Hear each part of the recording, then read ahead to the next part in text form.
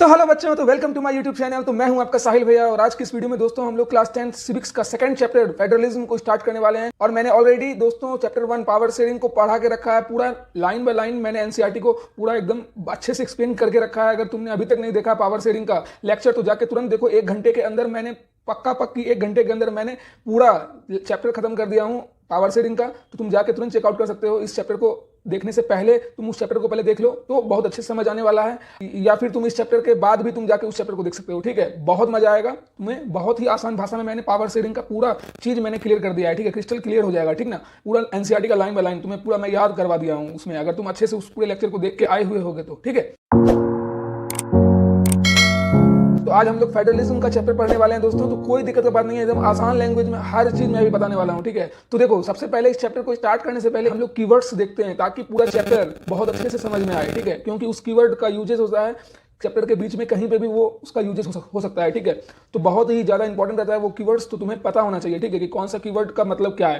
तो 4-5 कीवर्ड्स हैं, जल्दी से पहले उसको देख लेते हैं, फिर उसके बाद एनसीईआरटी का डायरेक्ट चलेंगे कि व्हाट इज फेडरलिज्म, जो तुम्हारा टॉपिक है, पहला टॉपिक, पहले उसको देखेंगे। ठीक है, अब देखो तुम्हारा सबसे पहले देखो कीवर्ड सारा क्या है फेडरलिज्म का। ठीक है, फेडरलिज्म जो चैप्टर है तुम्हारा, उसमें पहला कीवर्ड तुम्हारा हो गया ज्यूरिसडिक्शन। ठीक है, ज्यूरिसडिक्शन मतलब क्या होता है? The area over which someone has legal authority. ठीक है, ऐसा क्षेत्र, ऐसा एरिया, ठीक है, जिसमें कि एक लिमिट होता है ना हर कोई व्यक्ति का कि भाई यहाँ तक मेरा मतलब अथॉरिटी या अधिकार है। ठीक है, तो लीगल अथॉरिटी उस क्षेत्र पे मतलब वैसा एरिया जिसमें कि किसी का एक लीगल अथॉरिटी हो। ठीक है ना, मतलब लीगली रूप से उसके पास अधिकार है उस एरिया पे, तो उसको कहेंगे ज्यूरिसडिक्शन। उसके ज्यूरिसडिक्शन में आता है, ऐसे कहते हैं ना, एग्जांपल देते हैं ना कि भाई उसके ज्यूरिसडिक्शन में आता है ये एरिया, तो वही चीज है। ठीक है ना, अब देखो सेकंड पॉइंट तुम्हारा क्या है कीवर्ड का? Concurrent list. कंकरेंट लिस्ट किसको कहते हैं? It includes subjects of common interest to both the union government as well as state government.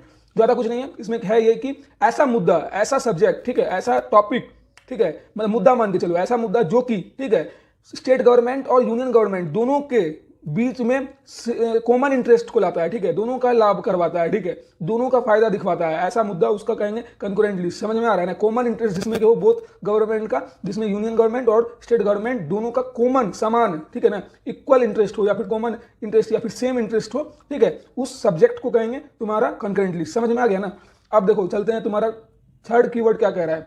Third keyword देखो क्या कह रहा है? कोलेशन गवर्नमेंट है। कोलेशन गवर्नमेंट का मैंने ऑलरेडी पावर शेयरिंग में भी डिफिनेशन बताया था। ठीक है, तो यहां भी बहुत इजी है। क्या कह रहा है? Government formed by coming together. ये जो टर्म है दोस्तों, कमिंग टुगेदर, एकदम याद रहना चाहिए। यहीं पे तुम्हें इस टर्म का तुम्हें डिफिनेशन मिलेगा। क्या मिलेगा? कमिंग टुगेदर, ऐसा सरकार जो कि साथ मिल करके आ रहा है और more than one political parties. ठीक है, more than one political party, एकदम याद रखना है तुमको। ठीक है, बहुत ही ज्यादा इजी टर्म है ये। ठीक है, कोलेशन गवर्नमेंट मतलब कि देखो, अगर सपोज करो कि मेरा कोई पॉलिटिकल पार्टीज है, ठीक है, लेकिन वहां पे हमको सीट ही कम मिला, ठीक है, लेकिन 3-4 और पार्टीज हैं जिसको भी सीट कम मिला है, लेकिन हम चारों पार्टी का सीट्स मिला करके वो मेजोरिटी का क्राइटेरिया पास हो जा रहा है। ठीक है, तो हम भाई रिक्वेस्ट कर रहे हैं कि आ जाइए भाई, मेरे साथ ज्वाइन कर लीजिए, अलायंस कर लीजिए, और अलायंस करके ज्वाइन टुगेदर करके, कमिंग टुगेदर करके हम लोग सरकार चलाते हैं, सरकार बनाते हैं। ठीक है, तो वही चीज कर रहा है कोलिशन गवर्नमेंट। तो मतलब एक से ज्यादा, ठीक है, पॉलिटिकल पार्टी जब साथ आकर के जब कोई सरकार चलाती है, ठीक है, उसको कहेंगे कोलिशन गवर्नमेंट। एकदम याद हो गया होगा ना चीज? ठीक है, एकदम याद हो जाना चाहिए बउआ। ठीक है, अब देखो क्या कह रहा है। अब मेरी जान देखो क्या कह रहा है? डिसेंट्रलाइजेशन कह रहा है। ठीक है, डिसेंट्रलाइजेशन क्या है? Taking power from central authority and giving it to the lower level authorities. ठीक है, देखो डिसेंट्रलाइजेशन ऑफ पावर हम लोग टॉपिक पढ़ने वाले हैं, लास्ट टॉपिक है तुम्हारे फेडरलिज्म के एनसीईआरटी में। ठीक है, तो कोई दिक्कत का बात नहीं है, इसका पहले मेन टर्म का मीनिंग जान लो। कह रहा है पावर को सेंट्रल अथॉरिटी से लेकर के, केंद्र से लेकर के लोअर लेवल अथॉरिटीज को पावर को डिस्ट्रीब्यूट कर देता है। ठीक है, taking power from central authorities and giving it to the lower level authorities. समझ में आ रहा है? लोअर लेवल अथॉरिटीज को दे देता है सेंट्रल अथॉरिटी से लेकर के। समझ में आया? केंद्र से सारा पावर को लेकर के डिस्ट्रीब्यूट करता है छोटे छोटे लेवल ऑफ गवर्नमेंट में या फिर लेवल ऑफ अथॉरिटीज में। समझ में आया ना? यही चीज होता है डिसेंट्रलाइजेशन ऑफ पावर। उसको पूरा एक्सप्लेन में देखेंगे हम लोग टॉपिक में। चलो डायरेक्ट स्टार्ट करते हैं। हमारा एनसीईआरटी का पहला टॉपिक क्या है कि व्हाट इज, तुम्हें दिख रहा होगा व्हाट इज फेडरलिज्म। अब बताओ फेडरलिज्म क्या है? ठीक है, तो पूरा हम लोग अभी देखते हैं। ठीक ना, देखो बच्चों बहुत इजी है। व्हाट इज फेडरलिज्म अब तुम्हारा टॉपिक है, स्टार्ट करते हैं। पहले देखो इस टॉपिक को कैसे समझाया है। तुमको लग रहा होगा भाई कितना बड़ा चीज यहाँ लिख उख दिया है। ठीक है, ज़्यादा कुछ नहीं है। जो हम लोग चैप्टर 1 में पढ़े थे, श्रीलंका और बेल्जियम से रिलेटेड जो स्टोरी देखे थे, एग्जांपल देखे थे, उसी से पहले स्टार्ट किया है। ठीक है, देखो क्या कहा है कि let us get back to the contrast between Belgium and Sri Lanka. हम लोगों ने पावर शेयरिंग में ऑलरेडी देखा था कि मेजोरिटेरियनिज्म को फेस करना पड़ा था श्रीलंका में और एकोमोडेशन को फेस करना पड़ा था बेल्जियम में। समझ में आया? तो उसी से कंट्रास्ट करते हुए इस टॉपिक को स्टार्ट किया है कि हम लोगों ने ऑलरेडी बेल्जियम और श्रीलंका के बारे में कंट्रास्ट, भेद जो भी था, डिफरेंसेस, ठीक है, हम लोग देखते हुए आ रहे हैं, ठीक है, लास्ट चैप्टर में। समझ में आया? अब कह रहा है you would recall that one of the key changes made in the constitution of Belgium was to reduce the power of central government and to give this power to the regional government। अब देखो क्या हुआ कि वहां पे एक जो major changes हम लोग देखे थे बेल्जियम वाले गवर्नमेंट में, कि वहां पे संविधान में चेंजेस ला करके, बेल्जियम के संविधान में चेंजेस ला करके तुम्हें केंद्र जो सरकार वहां पे था, केंद्र सरकार के ऊपर से बर्डन हटाया गया था, और जो पावर्स हर चीज करने का जो सेंट्रल गवर्नमेंट के पास था, अथॉरिटीज, ठीक है, जो डिसीजन लेने का, हर चीज लेने का था, वो हटा करके पावर्स को डिस्ट्रीब्यूट किया गया रीजनल गवर्नमेंट में, ठीक है। तो रीजनल गवर्नमेंट में इस पावर को किया गया बेल्जियम के संविधान में चेंजेस लाने के बाद, ठीक है। तो इस चीज को यहाँ पे लिखा है, regional government existed in Belgium even earlier. देखो रीजनल गवर्नमेंट पहले भी मतलब अस्तित्व था रीजनल गवर्नमेंट का बेल्जियम में, ठीक है, एग्जिस्ट करते थे, वहां पे मौजूद थे, ठीक है। बट आप देखो क्यों, क्या दिक्कत हो रहा था वहां पे, देखो they had their roles and power, और उनका रोल्स भी था, ठीक है, कि क्या करना है, नहीं करना है, किस तरीके से रोल प्ले करना है सोसाइटी के लिए रीजनल गवर्नमेंट के द्वारा। तो हर चीज उनका भी मतलब क्रिटेरिया बांधा हुआ था और बाउंड्री बनाया हुआ था। लेकिन क्या हो रहा था ना कि but all this powers were given to this government and could be withdrawn by the central government.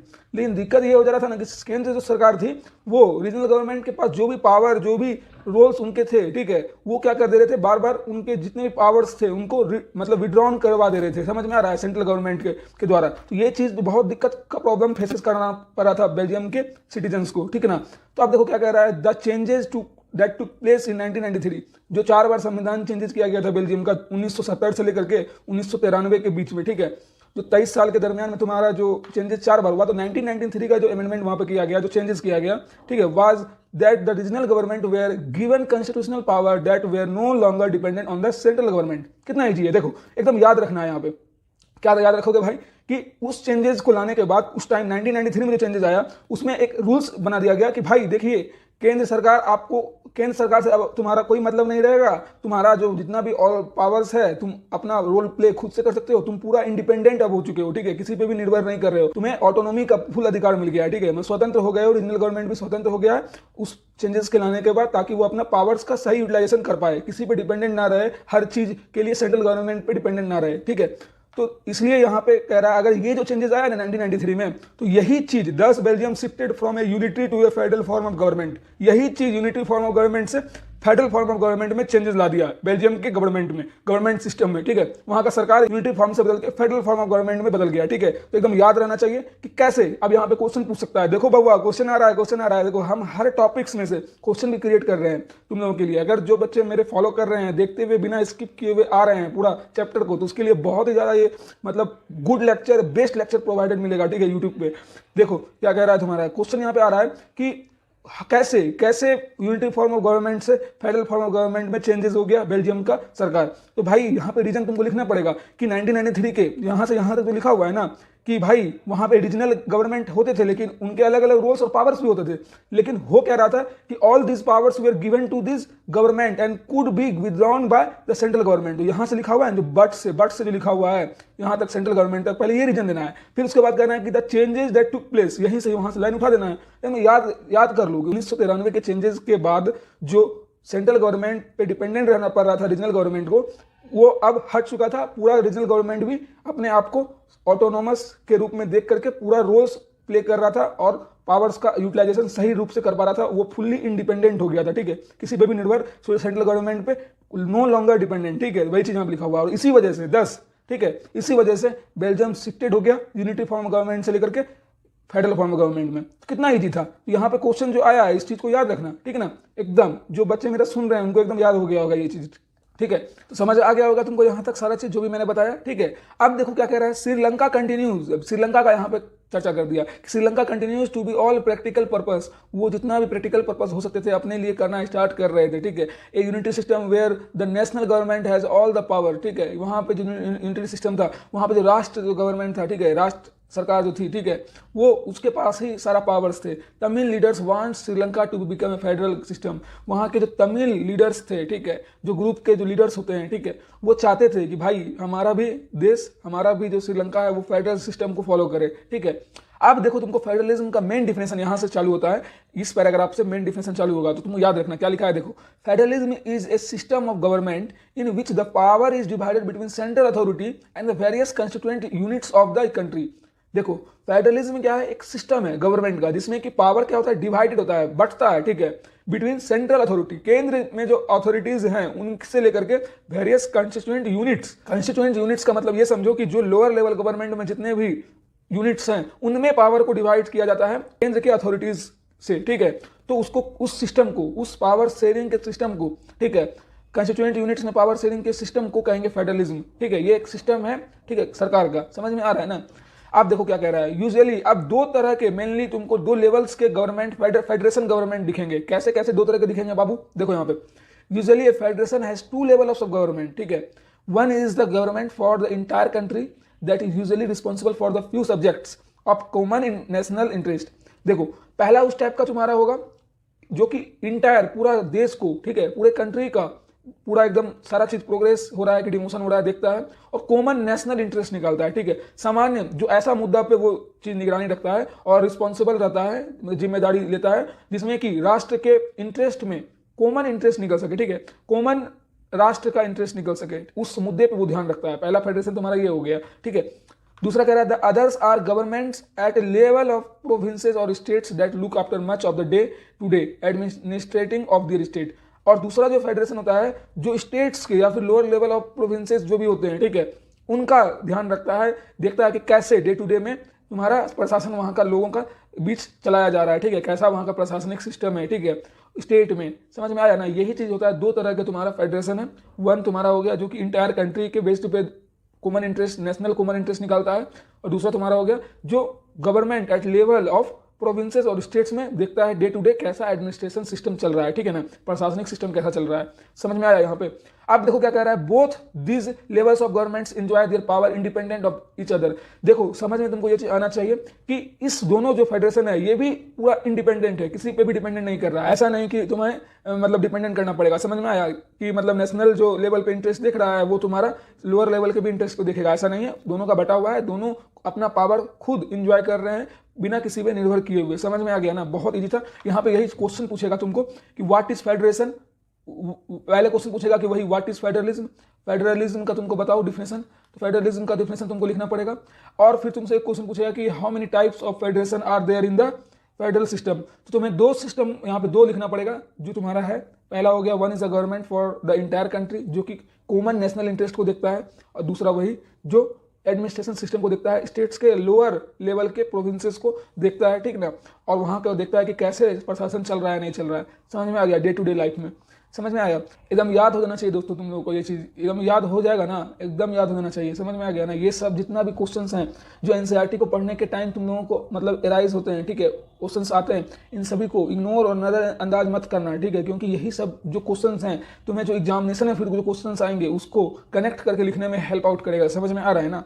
अब चलो चलते हैं हमारा नेक्स्ट स्लाइड। देखो क्या कह रहा है नेक्स्ट स्लाइड में, तुम्हें पूरा जो फेडरल पॉलिटिकल सिस्टम को फॉलो कर रहा है, जो देश फेडरल पॉलिटिकल सिस्टम को फॉलो कर रहा है उससे रिलेटेड मैप तुमको दिया हुआ है। मैप के सहारे तुमको बताना चाहता है कि देखो भाई कौन कौन कंट्री पूरा फेडरल सिस्टम को फॉलो कर रहा है। तो देखो ये रसिया है बउआ, ये रसिया पूरा कर रहा है, फिर उसके बाद कनाडा कर रहा है, फिर यूनाइटेड स्टेट ऑफ अमेरिका कर रहा है, फिर ब्राजील कर रहा है, फिर अर्जेंटीना भी कर रहा है, साउथ अफ्रीका भी कर रहा है, निगेरिया, इथोपिया, ठीक है, फिर उसका इंडिया भी तुम्हारा हो गया, पाकिस्तान भी है यहाँ पे मेंशन किया हुआ, ऑस्ट्रेलिया भी है, ठीक है, फिर बेल्जियम भी तुम्हारा है। बेल्जियम का तो एग्जांपल हम लोग खुद देखे कि यूनिटरी से फेडरल में चेंज हो गया, ठीक है, 1993 के चेंजेस के द्वारा, ठीक है, जब रीजनल गवर्नमेंट को इंडिपेंडेंट कर दिया गया, सेंट्रल गवर्नमेंट पे कोई भी निर्भरता नहीं रही रीजनल गवर्नमेंट का, ठीक है। तो बहुत ही ज्यादा मतलब ये सब एग्जांपल्स को याद रखना जरूरी है ताकि तुम एग्जामिनेशन में जब आए तो 3-4 एग्जांपल तो 100% तुमको रहे याद और तुम लिख पाओ, ठीक है। बहुत अच्छा गुड इंप्रेशन देता है जब तुम एग्जांपल लिखते हो, फेडरल सिस्टम से रिलेटेड कोई भी क्वेश्चन आए और उसमें तुम एग्जांपल्स लिखोगे तो, ठीक है ना। तो ये सब चीज जो मैं बोल रहा हूँ उसको भी ध्यान रखो यार, एकदम याद रहेगा ना, समझ में एकदम आ रहा है ना। चलो नेक्स्ट स्लाइड पे चलते हैं। अब देखो नेक्स्ट स्लाइड पे तुम्हारा जो की फीचर्स है तुम्हारे फेडरलिज्म सिस्टम के, ठीक है, फेडरलिज्म का जो की फीचर्स है 7 की फीचर्स है जो कि एनसीईआरटी से मैंने उठा करके सब एक जगह रख दिया है ताकि तुमको इस स्लाइड में पूरा की फीचर्स एकदम क्लियरली दिखे, ठीक है। अब चलो चलते हैं, समझते हैं कि क्या सब की फीचर्स है। उससे पहले कुछ एक पैराग्राफ है यूनिटरी सिस्टम के बारे में पूरा बता रहा है और फेडरलिज्म से कंपेयर कर रहा है, जो पहले इसको देख लेते हैं, ठीक है। अब देखो फेडरलिज्म से कैसे कंपेयर किया यूनिटरी सिस्टम को, और यूनिटरी सिस्टम का डिफिनेशन भी तुमको यहीं से मिलेगा। क्या मिलेगा बउआ, देखो अब इन दिस सेंस फेडरेशन एक कंस्ट्रक्टेड विथ यूनिटरी गवर्नमेंट। देखो अब तुमको यहाँ पे 2 मार्क्स क्वेश्चन जो आएगा, 4 क्वेश्चन जो आ रहा है 4 into 2 मार्क्स का, इसमें क्या करेगा तुमको यूनिटरी गवर्नमेंट या फिर फेडरलिज्म गवर्नमेंट के बीच में डिफरेंशिएट करने के लिए दे देगा, ठीक है। तो वहां पे तुमको एक एक पॉइंट लिखना पड़ेगा, ठीक है। तो क्या लिखोगे, अभी लिखना है यहाँ पे अंडर द यूनिटरी सिस्टम के अंदर, ठीक है, either there is only one level of government, या तो सिर्फ एक लेवल का गवर्नमेंट होता है, या फिर सब यूनिट्स होते हैं और जो कि होते हैं subordinate of the central government, केंद्र सरकार का सबऑर्डिनेट्स होते हैं, सब यूनिट्स जिसको कह सकते हो तुम, ठीक है। या फिर सिर्फ और सिर्फ एक लेवल ऑफ गवर्नमेंट होता है वहां पे, तो उसको कहेंगे यूनिटरी सिस्टम। समझ में आया, याद एकदम हो जाना चाहिए। अब देखो क्या कह रहा है, the central government can pass an order to the provincial और द लोकल गवर्नमेंट, ठीक है।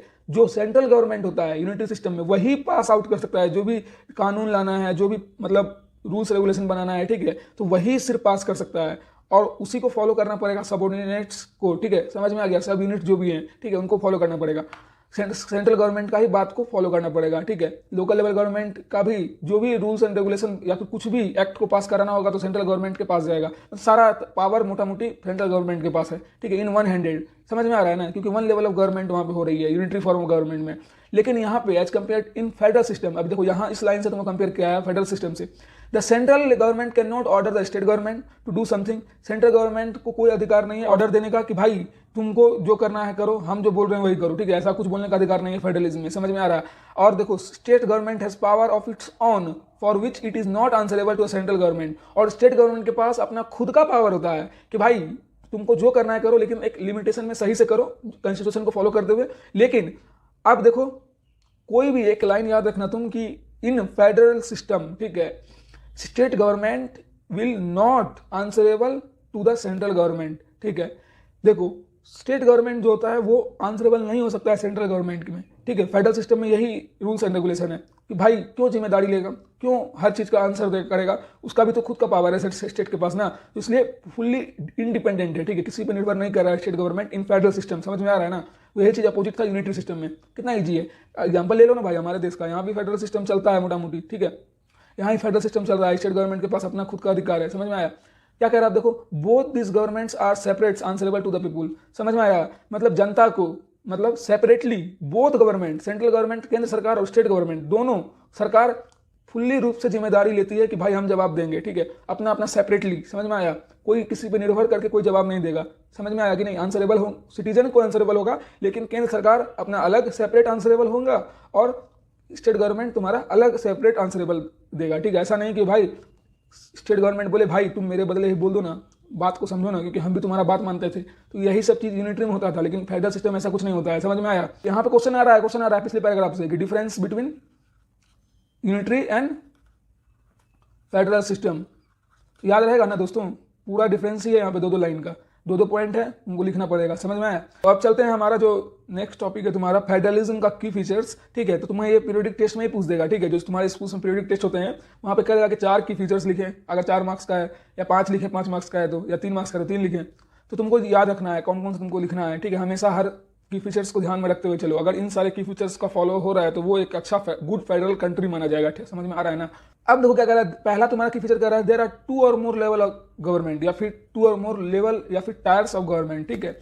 मतलब यहाँ पे फेडरलिज्म में 2 या 2 से अधिक लेवल्स ऑफ गवर्नमेंट होते हैं। ऐसा नहीं कि हर चीज एक ही level of one level of government. Unitary में क्या हो रहा था, 1 लेवल ऑफ गवर्नमेंट था, सेंट्रल अथॉरिटी के पास सारा पावर था। समझ में आया, लेकिन यहाँ पे ऐसा नहीं है, यहाँ पे 2 या 2 से अधिक लेवल ऑफ गवर्नमेंट या टीयर्स ऑफ गवर्नमेंट होते हैं, जिसमें कि तुमको हर के पास अपना अलग अलग पावर होता है, वो सेपरेटली आंसरेबल होता है सिटीजन को या पीपुल्स ऑफ द कंट्री को। समझ में आया ना।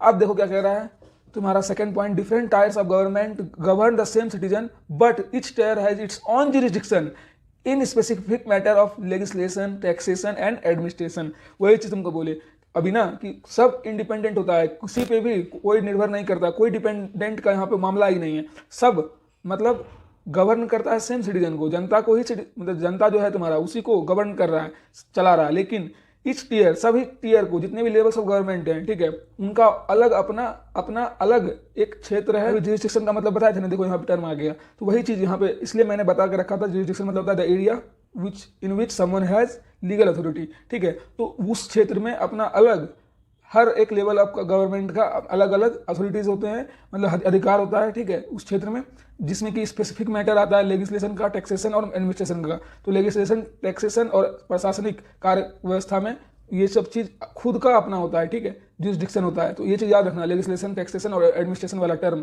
ठीक है। In specific matter, specific term भी याद रखना, ठीक है। स्पेसिफिक टर्म भी यहाँ पे अप्रोप्रिएट है, तुमको लिखना पड़ेगा, ठीक है, अगर ये तुम इसकी फीचर्स को लिख रहे हो तो, ठीक है ना। अब देखो चलते हैं, थर्ड पॉइंट क्या कह रहा है, the jurisdiction to the respective levels of tiers of government are specified in the constitution, ठीक है। देखो जितना भी जुरिसडिक्शन है स्पेसिफिक या फिर हर एक टीयर्स का, ठीक है, गवर्नमेंट का, सब चीज स्पेसिफाइड किया हुआ है संविधान में, उनको सिर्फ उस चीज को फॉलो करते हुए चलना है। So the existence and authority of each tier of government is constitutionally guaranteed. इसलिए जितना भी अस्तित्वता है, जितना भी लेवल का टीयर ऑफ गवर्नमेंट का और जो भी अथॉरिटीज है उनके, ठीक है, सरकार चलाने के लिए, वो सब संवैधानिक रूप से गारंटेड किए गए हुए हैं। समझ में आ गया ना। तो यहाँ पे तुम्हारे मन में जो भी कंफ्यूजन होगा कि भाई संविधान को फॉलो करेगा कि नहीं करेगा, तो भाई हाँ करेगा, क्योंकि ये कॉन्स्टिट्यूशनली गारंटेड है, ठीक है। इनका जो भी अपना अलग अलग टीयर्स ऑफ गवर्नमेंट है, सब स्पेसिफाइड किए गए हैं bye constitution, in the constitution में स्पेसिफाइड किए हुए हैं। और सब इस टीयर ऑफ गवर्नमेंट का जो भी एग्जिस्टेंस और अथॉरिटीज हैं, सब गवर्नमेंट के द्वारा कॉन्स्टिट्यूशनली गारंटेड किए गए हुए हैं। समझ में आ गया ना। देखो अब क्या कह रहा है तुम्हारा, the fundamental provision of the constitution can not B unilaterally changed by one level of government. देखो जो फंडामेंटल प्रोविजन होता है संविधान का, कॉन्स्टिट्यूशन में, वो किसी एक के लेवल ऑफ गवर्नमेंट के द्वारा चेंज कभी नहीं किया जा सकता है, ठीक है। सब सहमत होंगे तभी जाकर के कुछ चेंजेस लाया जा सकता है। अदरवाइज अगर कोई भी पार्टी, अगर एक पार्टी सोची कि भाई हम तो बदल देंगे संविधान को ही, तो ऐसा कुछ होने वाला नहीं है, ठीक है। एक सिंगल इंडिविजुअल पार्टी कभी कॉन्स्टिट्यूशन को चेंज नहीं कर सकती है, इस चीज को याद रखना। यूनिलैटरली चेंज नहीं किया जा सकता वन लेवल ऑफ गवर्नमेंट के द्वारा। समझ में आया। अब क्या कर रहा है, such changes require the consent of both the level of government. वही चीज बोले ना कि दोनों पक्ष को मतलब मानना पड़ेगा, तभी उस तरह का चेंजेस को लाया जा सकता है। अगर उस चीज का बहुत ज्यादा रिक्वायरमेंट है तब जाकर के। समझ में आया। अब देखो क्या कर रहा है, फिफ्थ नंबर तुम्हारा, courts have the power to interrupt the constitution and the power of different level of government. यहाँ पे जो कोर्ट्स होते हैं, ठीक है, जो भी यहाँ पे न्यायपालिका है, ठीक है, उनको पूरा अधिकार है, ठीक है, कि वो संविधान के मैटर पे इंटरप्ट कर सके और पावर्स जो हैं उनके मामले में भी इंटरप्ट कर सके, जो भी डिफरेंट लेवल ऑफ गवर्नमेंट्स हैं उनके बीच में जाकर के। अगर कुछ गलत किया जा रहा है, अगर कुछ भी मतलब रॉन्ग इलीगली रूप से कुछ किया जा रहा है, तो कोर्ट्स को पूरा पावर है कि वो जाकर के हस्तक्षेप कर सकता है, ठीक है, इंटरप्ट कर सकता है, हस्तक्षेप कर सकता है, ठीक है। हस्तक्षेप कहते हैं इंटरप्शन को। समझ में आया। अब देखो क्या कर रहा है, the highest court acts as an umpire if disputes arise between different level of government in the exercise of the respective powers. मतलब इन वर्किंग पावर्स, मतलब जब जिस समय अगर कोई सरकार चला रहा है और कुछ ज़्यादा ही बड़ा डिस्प्यूट्स हो गया, तो हाईएस्ट कोर्ट जो है देश का, ठीक है, वो एक्ट एज एन एम्पायर के रूप में काम कर सकता है और दोनों लेवल ऑफ गवर्नमेंट के बीच, ठीक है, पावर्स को दिखा करके सही डिसीजन उस हाईएस्ट कोर्ट के द्वारा लिया जा सकता है। समझ में आया कि नहीं। तो ये तुम्हारा कोर्ट्स का की फीचर है, जो कि फेडरलिज्म के द्वारा तुम्हारा की फीचर्स दिया गया है। समझ में आया। अब देखो 6 नंबर कह रहा है, source of revenue for each level of government are clearly specified to ensure the financial autonomy. तो देखो इसका मतलब ये है कि सोर्स ऑफ रेवेन्यू जो भी है ईच लेवल ऑफ गवर्नमेंट का, जहां से रेवेन्यू आता है, ठीक है, वो पूरा क्या किया है, 100% क्लियरली स्पेसिफाइड किया गया है to ensure its financial autonomy, ठीक है, फाइनेंशियल स्वतंत्रता को इंश्योर करने के लिए सोर्स ऑफ रेवेन्यू का जो भी है ईच लेवल ऑफ गवर्नमेंट का, वो पूरा स्पेसिफाइड कर दिया गया है। समझ में आया। ये भी तुम्हारा 6th की फीचर्स था फेडरलिज्म का। अब 7th नंबर कह रहा था, फेडरल सिस्टम दस हैज डुअल ऑब्जेक्टिव्स। देखो मेन जो फेडरल सिस्टम का होता है ऑब्जेक्टिव्स, 2 ऑब्जेक्टिव है। क्या सब है भाई, to safeguard and promote unity of the country, ठीक है, मतलब तुम्हारा सेफ गार्ड बनता है और यूनिटी, एकता फैलाता है, ठीक है। पहला फेडरल सिस्टम का तुम्हारा ऑब्जेक्टिव यही है, act as a safeguard and promote unity of the country, ठीक है, देश के अंदर यूनिटी कैसे बना के रखना है, ठीक है, और एज ए सेफ गार्ड का वर्क करना है। यही एक मतलब इंपॉर्टेंट रोल है फेडरल सिस्टम का, पहला ऑब्जेक्टिव है, main objective. While at the same time accommodate regional diversity, और रीजनल विभिन्नताओं को, ठीक है, डाइवर्सिटीज को प्रमोट करना, ठीक है, एकोमोडेट करना भी फेडरल सिस्टम का ये बहुत अच्छा वर्क है। There is 2 aspects are crucial for the institution and practice of federalism. यहाँ पे इसलिए 2 एस्पेक्ट्स जो कि बहुत ज़्यादा क्रूशियल हो जाते हैं कोई भी संस्थान के लिए, ठीक है, ताकि वो फेडरलिज्म को अच्छे तरीके से प्रैक्टिस कर सके, ठीक है, मतलब इन वर्क में या फिर अच्छे से इंप्लीमेंटेशन ला सके फेडरलिज्म का। समझ में आया, कोई भी संस्थान के द्वारा। तो ये 2 एस्पेक्ट्स बहुत ज़्यादा जरूरी होते हैं, जो अभी मैंने ऊपर बताया, जो 2 ऑब्जेक्टिव्स थे, ठीक है। Government at different level should agree to some rules of power sharing, ठीक है। सरकार को, डिफरेंट लेवल के सरकार को, ठीक है, हमेशा एग्री होना चाहिए। जो रूल्स भी है, जो रूल्स एंड रेगुलेशंस हैं तुम्हारे पावर शेयरिंग के, हर एक लेवल के सरकार को, ठीक है, पालन करना चाहिए उसका, और डिफरेंट लेवल ऑफ गवर्नमेंट को एग्री, सहमति दिखाना चाहिए, ठीक है।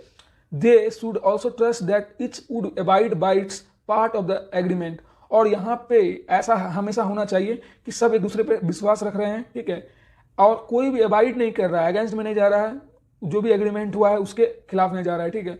An ideal federal system has both aspects. और आइडियल एक आदर्श फेडरल सिस्टम बनने के लिए, ठीक है, बोथ एस्पेक्ट जरूरी है, mutual trust and agreement to live together.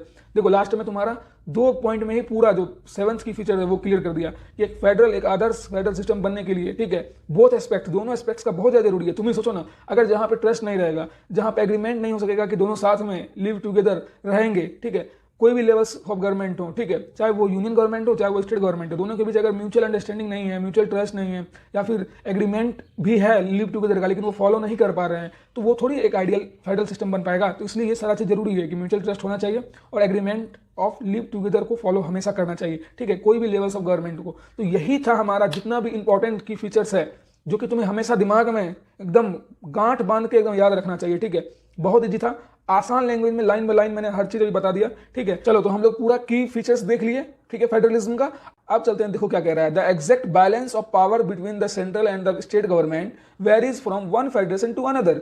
मतलब एक फेडरेशन से दूसरे फेडरेशन में जो पावर डिस्ट्रीब्यूशन हो रहा है, एग्जैक्ट पावर डिस्ट्रीब्यूशन हो रहा है, वो जो राज्य सरकार है और केंद्र सरकार है, इस दोनों के बीच में जो पावर शेयरिंग हो रहा है, एग्जैक्ट पावर जो बैलेंस रूप में तुम्हारा शेयर होना चाहिए, वो डिपेंड करता है, वेरीज करता है, अंतर रहता है, मतलब कैसा फेडरेशन तुम्हारे राज्य सरकार में और कैसा फेडरेशन तुम्हारा केंद्र सरकार में है, ठीक है। तो इसी चीज पे वेरीज करता है, ठीक है। तो ये जो क्वेश्चन, ये जो स्टेटमेंट है दोस्तों, इस स्टेटमेंट को डायरेक्ट उठा के सीबीएसई वाला पूछ देता है अपने पेपर पे कि भाई the exact balance of power between the central and the state government was varies from one federation to another, justify this statement by giving examples, ठीक है, या गिव एन एप्रोप्रिएट आर्गुमेंट, ठीक है। तो तुम्हें इस तरह का क्वेश्चन डायरेक्ट एनसीईआरटी से दोस्तों उठा के आएगा कि इस लाइन को दे देगा सेमीकोलन में, और फिर उसके बाद कहेगा कि भाई इसका अब आर्गुमेंट दो, इस या फिर इसको जस्टिफाई करो, ठीक है, एक वैलिड रीजन देकर के, एप्रोप्रिएट रीजन देकर के, या फिर एग्जांपल्स देकर के। समझ आया? अब देखो क्या कह रहा है, तो याद रखना ये चीज, ये वाला एकदम क्वेश्चन आता है, ये तुम बहुत सारे सैंपल पेपर भी जब हम तुमको सारी चीज बताएंगे तो वहां भी तुमको दिखाएंगे कि भाई ये क्वेश्चन आया हुआ है, ठीक है। और प्रीडिक्टेड पेपर में जो मैंने तुम्हारे सीनियर्स के लिए जो मैंने प्रीडिक्टेड पेपर बनाया था, ठीक है, एक अनुमानित जो पेपर मैंने क्वेश्चन पेपर बनाया था, उसमें भी इस क्वेश्चन को लिया था, ठीक है। और इस बार पेपर में भी उसी से रिलेटेड, इसी टॉपिक से रिलेटेड क्वेश्चन भी एग्जामिनेशन में आ गया था, ठीक है। तो एकदम भरोसा रखो साहिल भैया पे, सारा तुम्हारा चुटकी बजाते हुए निकल जाने वाला है, एसएसटी एकदम डरने का बात ही नहीं रहेगा, ठीक ना। अब देखो क्या कह रहा है, this balance depends mainly on the historical context in which the federation was formed. देखो जो हिस्टोरिकल कॉन्टेक्स्ट बना है, ठीक है, उसी पे डिपेंड करता है ये जो फेडरेशन जो फॉर्म्ड हुआ है, ये हिस्टोरिकल कॉन्टेक्स्ट पे मेनली डिपेंड करता है, ठीक है, ताकि अच्छे तरीके से पावर का बैलेंस हो सके, ठीक ना। There are 2 kinds of routes through which federation have been formed. यहाँ पे 2 काइंड्स ऑफ रूट्स है, मतलब 2 रास्ते हैं, ठीक है, फेडरेशन का जो 2 रास्ता है। देखो क्या सब है तुम्हारा, the first routes involves independent states coming together on their own to form a bigger unit, ठीक है, एक कमिंग टुगेदर है, ठीक है। और पहला रूट तुम्हारा इन्वॉल्व हो गया इंडिपेंडेंट स्टेट जो कि किसी पे निर्भर नहीं करता है, ठीक है, और coming together on their own to form a bigger unit, ठीक है, बहुत बड़े रूप में फिर उभरता है, ठीक है। So that bye pooling sovereignty and the retaining identity they can increase their security, ठीक है, वे अपने सुरक्षा को बढ़ाते हैं, कैसे, बाय पूलिंग देयर सोवर्जिनिटी, ठीक है, एंड रिटेनिंग आइडेंटिटी, इस तरीके से वे अपने सिक्योरिटी को बढ़ाते हैं, ठीक है। स्टेट गवर्नमेंट जो इंडिपेंडेंट होते हैं और बिगर यूनिट में आके साबित होते हैं, तो उनको ये बहुत ही ज्यादा पहला तुम्हारा इस रूट में इन्वॉल्व रहेगा, ठीक है, पहला तुम्हारा इसी रूट में जाएगा, और इसी को कहते हैं this type of coming together federation. देखो यहाँ पे तुम्हें एक टॉपिक एक्स्ट्रा आ गया, एक टर्म तुम्हारा एक्स्ट्रा आ गया जो ब्लैक में है, कमिंग टुगेदर फेडरेशन। देखो यहाँ पे ज्यादा कुछ नहीं है, जो यहाँ पे है एग्जैक्ट तुम्हारा जो क्वेश्चन आएगा एनसीईआरटी से, तुम्हारा क्वेश्चन पूछेगा ये जो लाइन उठा के, the exact balance of power between the center and the state government varies from one federation to another, इसको आप एक्सप्लेन कीजिए। तो तुमको कैसे एक्सप्लेन करना होगा इसको, बहुत ईजी है, कैसे एक्सप्लेन करना है, तो यहाँ पे तुमको डायरेक्ट होल्डिंग टाइप टुगेदर, ठीक है, होल्डिंग टुगेदर फेडरेशन का और कमिंग टुगेदर फेडरेशन का डिफरेंशिएट कर देना है, ठीक है, वहां बता देना है तुमको कि कमिंग टुगेदर फेडरेशन में क्या होता है और होल्डिंग टुगेदर फेडरेशन में क्या होता है। बस देखो कमिंग टुगेदर फेडरेशन में ये होता है ना कि जो मेन मतलब पावर है, ठीक है, वो सेंट्रल के पास रहता है, ठीक है, और सेंट्रल का जो रिलेशन है, ठीक है, सेंट्रल का रिलेशन स्टेट के साथ बहुत अच्छा होता है, ठीक है, वे साथ में मिल करके कमिंग टुगेदर में क्या होता है, साथ में मिल करके एक बिग यूनिट बनते हैं, ठीक है, और बिग यूनिट बन के जो रिसोर्सेज अवेलेबल हैं, सपोज करो ना कि तुम झारखंड से हो, झारखंड में रिसोर्सेज जो भी है, ठीक है, वो रिसोर्सेज अगर सेंट्रल गवर्नमेंट के साथ मतलब कंबाइन हो जाए, कमिंग टुगेदर साथ में मिलकर आ जाए, तो केंद्र सरकार भी हेल्प आउट करेगा राज्य सरकार को, ताकि उस रिसोर्सेज का बहुत अच्छे से इस्तेमाल वहां की जनता कर पाए। तो इसीलिए ये मतलब कमिंग टाइप टुगेदर में अच्छा रहता है, ठीक ना, और सेंट्रल के पास इसका पावर रहता है, तो कोई दिक्कत का बात नहीं है, समझ आया ना। और फिर क्या कह रहा है, इंक्लूड द यूएसए, यहाँ पे एग्जांपल भी है कि तुम्हारा कौन कौन सा देश है, तो देखो यूनाइटेड स्टेट ऑफ अमेरिका है, स्विट्जरलैंड है, ऑस्ट्रेलिया है, ठीक है, ऑस्ट्रेलिया भी है। In this first category of federation all the constituent states usually have equal power and are strong vice versa federal government. Vice versa मतलब इसका मतलब अपोजिट, ठीक है, जो इसमें हो रहा है कमिंग टुगेदर में हो रहा है यही अपोजिट होगा, मतलब ऐसा मतलब सीन नहीं रहेगा तुम्हारे फेडरल गवर्नमेंट में, ठीक है। देखो यही चीज जो तुम्हारा फेडरेशन है, ये फेडरेशन यूएसए, स्विट्जरलैंड और ऑस्ट्रेलिया में तुम्हारा है, और ये इक्वली पावर को डिस्ट्रीब्यूट करता है, ठीक है, जो तुम्हारे स्टेट्स में पावर जो जाएगा सेंट्रल से, वो तुम इक्वली पावर डिस्ट्रीब्यूटेड होता है। समझ में आ रहा है ना बात को। अब देखो सेकंड रूट क्या है तुम्हारा, फर्स्ट रूट तो हो गया कमिंग टुगेदर टाइप फेडरेशन, ठीक है। अब देखो सेकंड रूट तुम्हारा क्या है कि second route is where a large country decide to divide its power between the constituent states and the national government. Second route में क्या हो रहा है कि जो लार्ज देश, बड़े देश होते हैं, वे डिसाइड करते हैं, वे निर्णय करते हैं कि जो पावर है वो डिवाइड होना चाहिए तुम्हारे स्टेट गवर्नमेंट में, कंस्टिट्यूएंट स्टेट गवर्नमेंट में और नेशनल गवर्नमेंट के बीच में पावर डिवीजन होना चाहिए, ठीक है। इसका एग्जांपल देखो भाई, इसका एग्जांपल क्या होगा, उसका एग्जांपल क्या सब था, यूएसए, ऑस्ट्रेलिया और स्विट्जरलैंड था। इसका एग्जांपल तुम्हारा इंडिया हो गया, जैसे इंडिया में भी होल्डिंग टुगेदर टाइप चलता है, ठीक है। स्पेन है, फिर बेल्जियम में भी तुम्हारा होल्डिंग टुगेदर टाइप ही चलता है, ठीक है। देखो इस टाइप जो ये देश है, ये होल्डिंग टुगेदर फेडरेशन को, इस तरह के फेडरेशन को प्रमोट करते हैं और फॉलो करते हैं, ठीक है। इसमें क्या होता है ना कि in this second category the central government tends to be more powerful vice versa the states, ठीक है। यहाँ इसमें ये होता है ना कि तुम्हारा सेंट्रल गवर्नमेंट मोर पावर होता है, सारा पावर तुम्हारा सेंट्रल गवर्नमेंट के पास ही रहेगा as comparable to state government. State government के पास रहेगा पावर, लेकिन ज्यादा पावर रहेगा स्टेट गवर्नमेंट से, सेंट्रल गवर्नमेंट ज्यादा पावर रहेगा, ठीक है। केंद्र सरकार तुम्हारा ज्यादा पावर रहेगा एज ए राज्य सरकार कंपेरेबल में। तो समझ में आया तुम लोगों को, बस यही था और ज्यादा कुछ भी नहीं है बाबू, ठीक है। कि तुम्हारा जो भारत देश है, ठीक है, भारत देश में क्या होता है कि होल्डिंग टुगेदर फेडरेशन को फॉलो किया जाता है, और जो स्पेन, बेल्जियम, एक्स्ट्रा कंट्री का यहाँ एग्जांपल दिया हुआ है, उसमें भी यही होल्डिंग टुगेदर फेडरेशन का तुम्हारा रहता है, फॉलो किया जाता है। और as a comparable vice versa state के मुकाबले केंद्र सरकार यहाँ पे ज़्यादा पावरफुल होती है, ठीक है, होल्डिंग टुगेदर फेडरेशन में। समझ में आया। और तुम्हारा फिर जो ये कमिंग टुगेदर फेडरेशन था, इसमें दोनों इक्वली पार्टिसिपेट करते हैं। समझ में आया ना। अब देखो क्या लिखा हुआ है, very often different constituent units of the federation have unequal powers, some units are granted special powers. तो ये जो होल्डिंग टुगेदर फेडरेशन में क्या हो रहा है कि सम यूनिट्स को ग्रांटेड कर दिया जाता है स्पेशल पावर, और ऑफन और very often different constituent units है उसको अनइक्वल पावर डिस्ट्रीब्यूटेड रहता है। मतलब क्या, सब अनइक्वली पावर, सब इक्वल पावर का एंजॉयमेंट वहाँ पे नहीं कर रहे होते हैं, ठीक है, होल्डिंग टुगेदर फेडरेशन में। तो ये जो डिफरेंसेस है, तुमको अगर अच्छे से पूरा जानना है लिखा हुआ, तो तुम जाकर के रैपिड रिवीजन का मेरा वीडियो देख सकते हो, उसमें पूरा एकदम स्टेटमेंट वाइज मैंने एनसीईआरटी से भी बेस्ट तरीके से इसको एक्सप्लेन करके मैंने खुद का नोट्स तुम लोगों को वहाँ पे प्रोवाइड कर रखा है, तो तुम जाकर देख सकते हो, ठीक है। और ये वाला पेज जो है, ये वाला पेज बहुत ज़्यादा इंपॉर्टेंट है, मोस्ट इंपॉर्टेंट। यहाँ पे मैंने लिख दिया VBI, ठीक है, वेरी वेरी इंपॉर्टेंट। समझ में आ रहा है ना। ये जो पेज है कमिंग टुगेदर टाइप फेडरेशन और होल्डिंग टुगेदर फेडरेशन, ये जो इस टाइप का क्वेश्चंस डायरेक्ट पूछता है एग्जामिनेशन में दोस्तों, ठीक है। लाइन तुमको उठा के दे देगा एनसीईआरटी का, the exact balance of power between the center and the state government varies from one federation to another. तो उसको तुमको जस्टिफाई करना पड़ेगा। एग्जाम्पल कैसे एक्सप्लेन करोगे, तो कमिंग टुगेदर फेडरेशन के साथ और होल्डिंग टुगेदर फेडरेशन को डिफाइन करके डिफ्रेंशिएट करने के बाद तुम्हें इसका आंसर्स अप्रोप्रिएट तरीके से एकदम डिफरेंसेस अच्छे से देना होगा as comparable to holding together में क्या होता है और कमिंग टुगेदर में क्या होता है, ठीक ना। तो बहुत इजी है ये एकदम, तुम जाके रैपिड रिवीजन भी देख सकते हो मेरा, ठीक है। वहाँ पे बहुत आसान से हर एक स्टेटमेंट को मैंने लिख के रखा है तुम लोगों के लिए, ठीक है। अब चलो नेक्स्ट स्लाइड में चलते हैं। नेक्स्ट स्लाइड में क्या कह रहा है, नेक्स्ट स्लाइड में कह रहा है कि what makes India A federal country. तुम्हारा आगे अब नेक्स्ट टॉपिक, ठीक है। ऐसे समझो ना कि भारत को फेडरल कंट्री किस वजह से, ऐसा कौन सा रीजन है जो कि भारत को एक फेडरल कंट्री बनाता है। तो तुमको इस चीज़ को जानना पड़ेगा ना भाई, तुम भारत देश में रह रहे हो, तुमको अपने देश के बारे में ही नहीं पता है, तो तकलीफ की बात हो जाएगी ये, तो इसलिए ये टॉपिक है, ठीक है। तो तुम्हें पता रहना चाहिए कि भाई भारत अगर फेडरलिज्म को फॉलो कर रहा है तो क्या चीज़, ऐसा क्या है पॉइंट, ठीक है, जो कि भारत को एक फेडरल कंट्री बनाता है। तो तुमको इस चीज़ का जानकारी होना चाहिए। तो उसी से रिलेटेड अभी सारा चीज़ देखेंगे। देखो क्या कह रहा है, We have earlier seen how small countries like Belgium and Sri Lanka faces so many problems of managing diversity. हम लोग अर्लियर सारा चीज देख लिए, पावर शेयरिंग में भी देखे, ठीक है, कि कितना प्रॉब्लम को फेसेस करना पड़ रहा है जो स्मॉल कंट्रीज हैं, ठीक है, चाहे वो बेल्जियम थे चाहे वो श्रीलंका थे, उनको कितना too many lots of problems को वहां पे फेसेस करना पड़ रहा है उन लोगों को, ठीक है, विभिन्नताओं को मेंटेन करने के लिए उन लोगों को कितना प्रॉब्लम्स का सामना करना पड़ रहा है, ठीक है।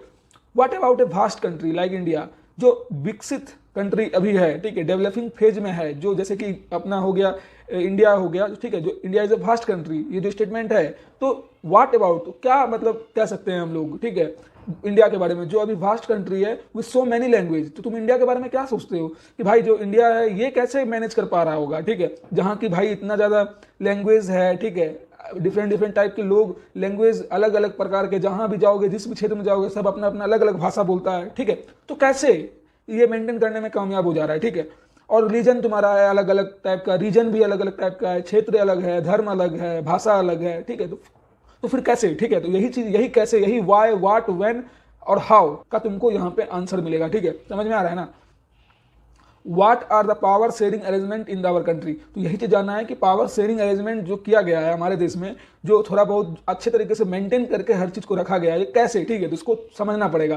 तो क्या है अब लिखा हुआ है, यहाँ से स्टार्ट करते हैं हम लोग कि let us begin with the constitution, ठीक है, हम लोग पहले चलो संविधान से चलते हैं, संविधान क्या है, ठीक है। India had emerge as an independent nation after a painful and bloody partition, जो खून खराबा के साथ और बहुत दर्दनाक, ठीक है, दर्दनाक जो हम लोगों ने हर चीज फेस किया, हमारे जो एंसेस्टर्स ने फेस किया, जो हमारे बहुत सारे वीर जवानों ने फेस किया, ठीक है, जिसने अपने देश के लिए आज़ादी को दिलाने के लिए एक एक, मतलब समझ रहे हो ना बात को, अपना खून निछावर कर दिया, ठीक है, इतना लड़ा ताकि आज़ादी मिल पाए। ये जो पेनफुल, जो दर्दनाक सिचुएशन के बाद जो पार्टीशन हुई, ठीक है, ब्लडी पार्टीशन, यहाँ पे क्यों ब्लडी बोला गया है, खून खराबा के साथ वो पार्टीशन हुआ गया था, ठीक है, सून आफ्टर इंडिपेंडेंस, आज़ादी के बाद, ठीक है, several princely states became a part of the country, बहुत सारे स्टेट्स जो हैं वो हमारे देश के पार्ट हो गए, ठीक है। The constitution declared India as a union of states, ठीक है, तो हमारा संविधान है वो उसने घोषित किया कि भारत जो है वो यूनियन ऑफ स्टेट्स है, ठीक है। Although it does not use the word federation, फिर भी हालांकि संविधान में यूज नहीं किया गया उस समय फेडरेशन का कोई वर्ड वगैरह, ठीक है, लेकिन ऐसा हुआ ना कि जो इंडियन यूनियन बना, ठीक है,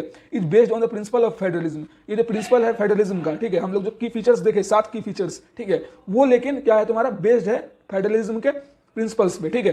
let us go back on the 7 features of federalism mention above, चलो हम लोग चलते हैं वो जो 7 की फीचर्स देखे थे, ठीक है, कितना मतलब इंटरेस्टिंग है। अगर तुम लोग ये खुद से भी ये सब चैप्टर रीड आउट करोगे ना भाई तो मजा आएगा। एनसीईआरटी तुमको मतलब एक फील दिलवा रहा है कि भाई देख ऐसे समझ, ठीक है, चल मेरी जान ऐसे समझ, चल चलते हैं हमारे जितने भी 7 की फीचर्स थे उनके पास चलते हैं एक बार फिर से, ठीक है। अब क्या कह रहा है, we can see that all these features apply to the provision of Indian constitution. हाँ सही बात है, जितने भी हम लोगों ने की फीचर्स देखे 7, ठीक है, वो सारा अप्लीकेबल हो रहा था अच्छे तरीके से जो प्रोविजन हमारे कॉन्स्टिट्यूशन में दिया गया है, ठीक है। सही बात है कि अगर उस 7 की फीचर्स को अगर फॉलो कर रहा है कोई भी कंट्री तो तुम वहां पे कह सकते हो कि वो गुड डेमोक्रेटिक कंट्री है या फिर बहुत अच्छे से वहां पे फेडरलिज्म को फॉलो किया जा रहा है, ठीक है। अगर वो 7 कोई भी क्राइटेरिया 7 क्राइटेरिया अगर पूरा हो रहा है किसी भी देश में तो ठीक है, तुम कह सकते हो कि गुड डेमोक्रेटिक कंट्री वहां पे चल रहा है। समझ में आया ना। अब देखो क्या कह रहा है तुम्हारा, the constitution originally provided for a 2 tier system of government. हमारा संविधान है भाई ये मतलब ऑलरेडी प्रोवाइड कर दिया है कि 2 टायर ऑफ सिस्टम है, ठीक है, सरकार का, द यूनियन गवर्नमेंट और what we call central government. एक तो यूनियन गवर्नमेंट और अगर हम यही कहेंगे कि भाई या फिर ये भी कह सकते हैं कि सेंट्रल गवर्नमेंट, हम लोग यूनियन गवर्नमेंट भी कह सकते हैं और मतलब या हो गया लेकिन सेंट्रल गवर्नमेंट भी कह सकते हैं, ठीक है। Representing the union of India, जो कि यूनियन ऑफ इंडिया को रिप्रेजेंट करता है सेंट्रल गवर्नमेंट। केंद्र सरकार क्या करता है, यूनियन ऑफ इंडिया को रिप्रेजेंट करता है, याद रखना, ठीक है, एमसीक्यू आ सकता है। एंड द स्टेट गवर्नमेंट, ठीक है ना, तो ध्यान में रखना ये सारा चीज, ठीक है, कि सेंट्रल गवर्नमेंट क्या करता है, रिप्रेजेंटिंग करता है union of India and the state government. State government को भी मोटा मोटी सेंट्रल गवर्नमेंट ही रिप्रेजेंट कर रहा है, ठीक है, यूनियन गवर्नमेंट ही रिप्रेजेंट कर रहा है। Later a 3rd tier of federalism was added in the form of panchayat and municipalities, ठीक है, लेकिन 3rd टायर ऑफ फेडरलिज्म को क्या किया गया, ऐड किया गया बाद में, लेटर, ठीक है, बाद में ऐड किया गया in form of panchayat and municipalities, ठीक है। एज इन एनी फेडरेशन, ठीक है, this different tyres enjoy separate jurisdiction, ठीक है। देखो कोई भी फेडरेशन में ये जो तीनों टीयर हैं, ठीक है, ये जितना भी पहला टीयर दूसरा टीयर तो पहले ऑलरेडी था संविधान में, लेकिन तीसरा टीयर जो था, क्या था तीसरा टीयर, ये भी क्वेश्चन आ सकता है 2 मार्क्स क्वेश्चन में। तो तीसरा टीयर था तुम्हारा कि in form of panchayat and municipalities, तो ये चीज याद रखना, ठीक है, यहां से यहां तक। तो ये जो था इसको जब ऐड कर दिया गया, ये तीनों टीयर्स है ना आराम से एंजॉय कर रहे हैं अपना इंडिविजुअल पावर, सेपरेट पावर अपना एंजॉय कर रहे हैं। ऐसा नहीं कि कोई एक दूसरे पे डिपेंडेंट है, ठीक है। अपने अपने क्षेत्र के अनुसार जितना जिसका जो क्षेत्र है, मतलब कहते हैं ना कि अगर चादर इतना बड़ा है तो जितना बड़ा चादर है उतना ही बड़ा पैर फैलाना चाहिए। तो जितना बड़ा उसका पावर है हर एक टीयर्स का, ठीक है, उतना ही वो पैर फैला के अपना क्षेत्र के पे अधिकार, उसका लीगल अधिकार है, ठीक है। कहते हैं ना ज्यूरिसडिक्शन का हम लोग इसलिए टर्म यूज, पहले ही कीवर्ड तुमको बता दिए थे कि बहुत सारी जगह ये सब टर्म यूज होगा, ठीक है, तो पता रहना चाहिए। समझ में आ रहा है ना। देखो अब कह रहा है कि the constitution clearly provided A 3-fold distribution of legislative powers between the union government and the state government. हमारा संविधान ऑलरेडी क्लियरली प्रोवाइड कर दिया है एकदम साफ सुथरा कि 3-fold डिस्ट्रीब्यूशन कर दिया है लेजिस्लेटिव पावर का, ठीक है, लेजिस्लेटिव पावर का 3-fold डिस्ट्रीब्यूशन कर दिया है, ठीक है, between union government and the state government, ठीक है। तो यूनियन गवर्नमेंट और स्टेट गवर्नमेंट, केंद्र सरकार और राज्य सरकार के बीच में ऑलरेडी 3-fold में डिवाइड कर दिया है, हमारा क्लियरली क्या किया है, 3-fold में डिस्ट्रीब्यूट कर दिया है लेजिस्लेटिव पावर्स को, ठीक है, हमारे केंद्र सरकार और राज्य सरकार के बीच में। दस इट कंटेन्स 3 लिस्ट, इसलिए 3 लिस्ट उसको कह सकते हो तुम। तो देखो क्या सब है 3 लिस्ट तुम्हारा। यूनियन लिस्ट है पहला, यूनियन लिस्ट। देखो भाई ये जो लिस्ट है ना ये क्वेश्चन क्रिएट करता है, एकदम क्वेश्चन उठ के एकदम आ जाएगा कि भाई कितने टाइप्स के लिस्ट हैं और कैसे 3-fold अच्छे से वर्क डाउन कर रहा है इन द डेमोक्रेटिक कंट्री, इस टाइप का क्वेश्चन भी आ सकता है, ठीक है। तो कोई ठिकाना नहीं है। तो भाई बस जो भी एनसीईआरटी में लाइन बाय लाइन लिखा है उसको एकदम ध्यान में रखना है, ठीक है, एकदम ध्यान में रहेगा अभी। भाई क्या दिक्कत है तुमको रखने में यार, इतना इजी तो है, ठीक है। यूनियन लिस्ट देखते हैं अब क्या है, ठीक है। Union list include subjects of national importance, जो राष्ट्र लेवल पे जिसका बहुत ज्यादा इंपॉर्टेंस है, ठीक है, उस मुद्दे को ये उठाता है, ठीक है, उस मुद्दे का इस पे शामिल करता है यूनियन लिस्ट में। समझ में आया। Such as defence of the country, जिसमें कि एग्जांपल में अब तुम देख लो सच एज या डेट इज तुम्हारा क्या सब है, डिफेंस ऑफ कंट्री, देश की जो सेना है, देश की जो डिफेंस सिस्टम है, ठीक है। और फिर हो गया फॉरेन अफेयर, जो तुम्हारा विदेशी जो अफेयर्स हो रहे हैं, ठीक है, इंटरफेरेंस हो रहे हैं किसी भी मैटर से, चाहे एक्सपोर्ट इंपोर्ट तुम्हारा गुड्स का ही क्यों ना हो, ठीक है, ये सारा चीज का ध्यान रखना कौन रखेगा, यूनियन लिस्ट में ही ना सारा चीज इसको डाला जाएगा, इसलिए थोड़ी स्टेट को कोई दे देगा, ठीक है। समझ में आ रहा है ना बात को।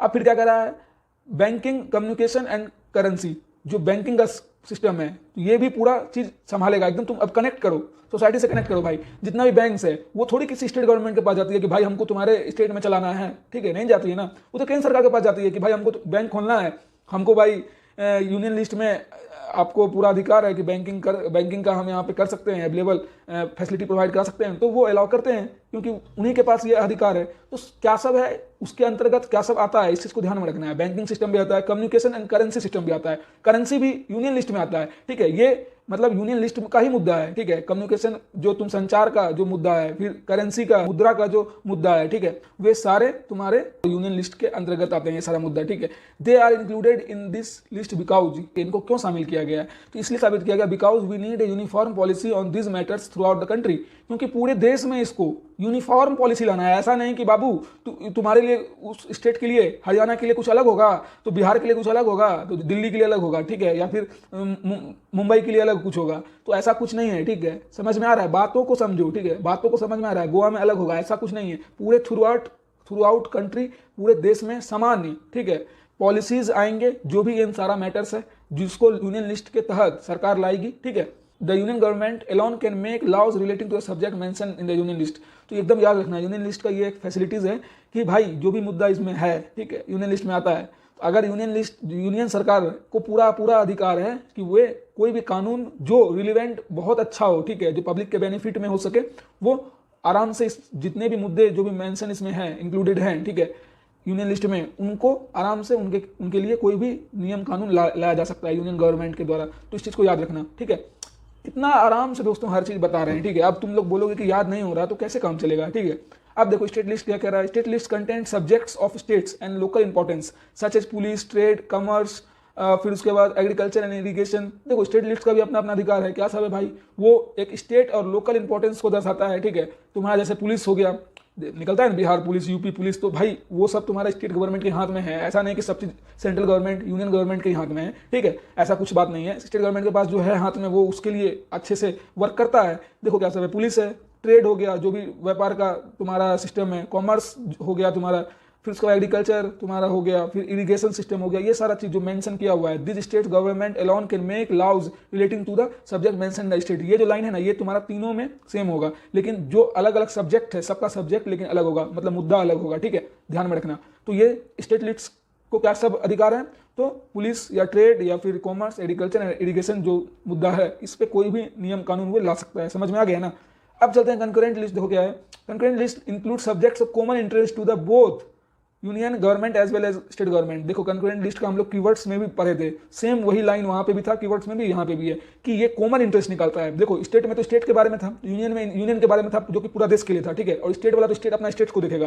लेकिन कंकरेंट लिस्ट में क्या होता है कि दोनों साथ में आकर के अपना कॉमन इंटरेस्ट को दिखाते हैं, कॉमन इंटरेस्ट का मुद्दा को रखते हैं और उनके खिलाफ जो भी हो सकता है रूल्स एंड रेगुलेशन लाना, उनको लाया जाता है। समझ में आ रहा है ना बात को? अब चलो, तो यहीं पे जो यूनियन गवर्नमेंट है, स्टेट गवर्नमेंट का तुम्हारा कंकरेंट लिस्ट में दोनों का सेम इंटरेस्ट को देखा जाएगा। सच एज तुम्हारा हो गया as education, forest, trades, unions, marriage, adoption and succession, ठीक है। जैसे कि तुम्हारा एग्जांपल्स यहाँ पे तुम लिख सकते हो कि एजुकेशन सिस्टम पे आ गया, फॉरेस्ट के वन विभाग के बारे में आ गया, ट्रेड यूनियंस के बारे में बात आ गया, मैरिज के रिलेटेड तुमको कोई रूल्स एंड रेगुलेशन लाना है, एडॉप्शन के तुम्हारे रूल्स एंड रेगुलेशन लाना है, सक्सेशन के खिलाफ या फिर उसके फेवर में कुछ भी लाना है, तो ये सब जो मुद्दा है तुम इस मुद्दे पे कंकरेंट लिस्ट का सहारा ले सकते हो, क्योंकि इसमें दोनों का ये जो मुद्दा है, जो सब्जेक्ट्स है, इसमें दोनों का इसमें बेनिफिट्स को देखा जाता है, कॉमन इंटरेस्ट को देखा जाता है, ठीक है। तो एकदम याद रहना चाहिए सब चीज, ठीक है दोस्तों। अब एकदम ध्यान रखना दो क्या कह रहा है, both the unions as well as the state government can make laws on the subject mention in the this list. वही चीज था, इसमें क्या हो सकता है ना कि दोनों केंद्र सरकार और राज्य सरकार दोनों मिलकर के कानून बना सकते हैं आराम से, ठीक है, जो भी यहाँ पे सब्जेक्ट, जो भी मुद्दा इसमें मेंशन किया गया है कंकरेंट लिस्ट में, ठीक है। अब क्या कह रहा है तुम्हारा, if there laws conflicts with each other the law made by the union government will prevail.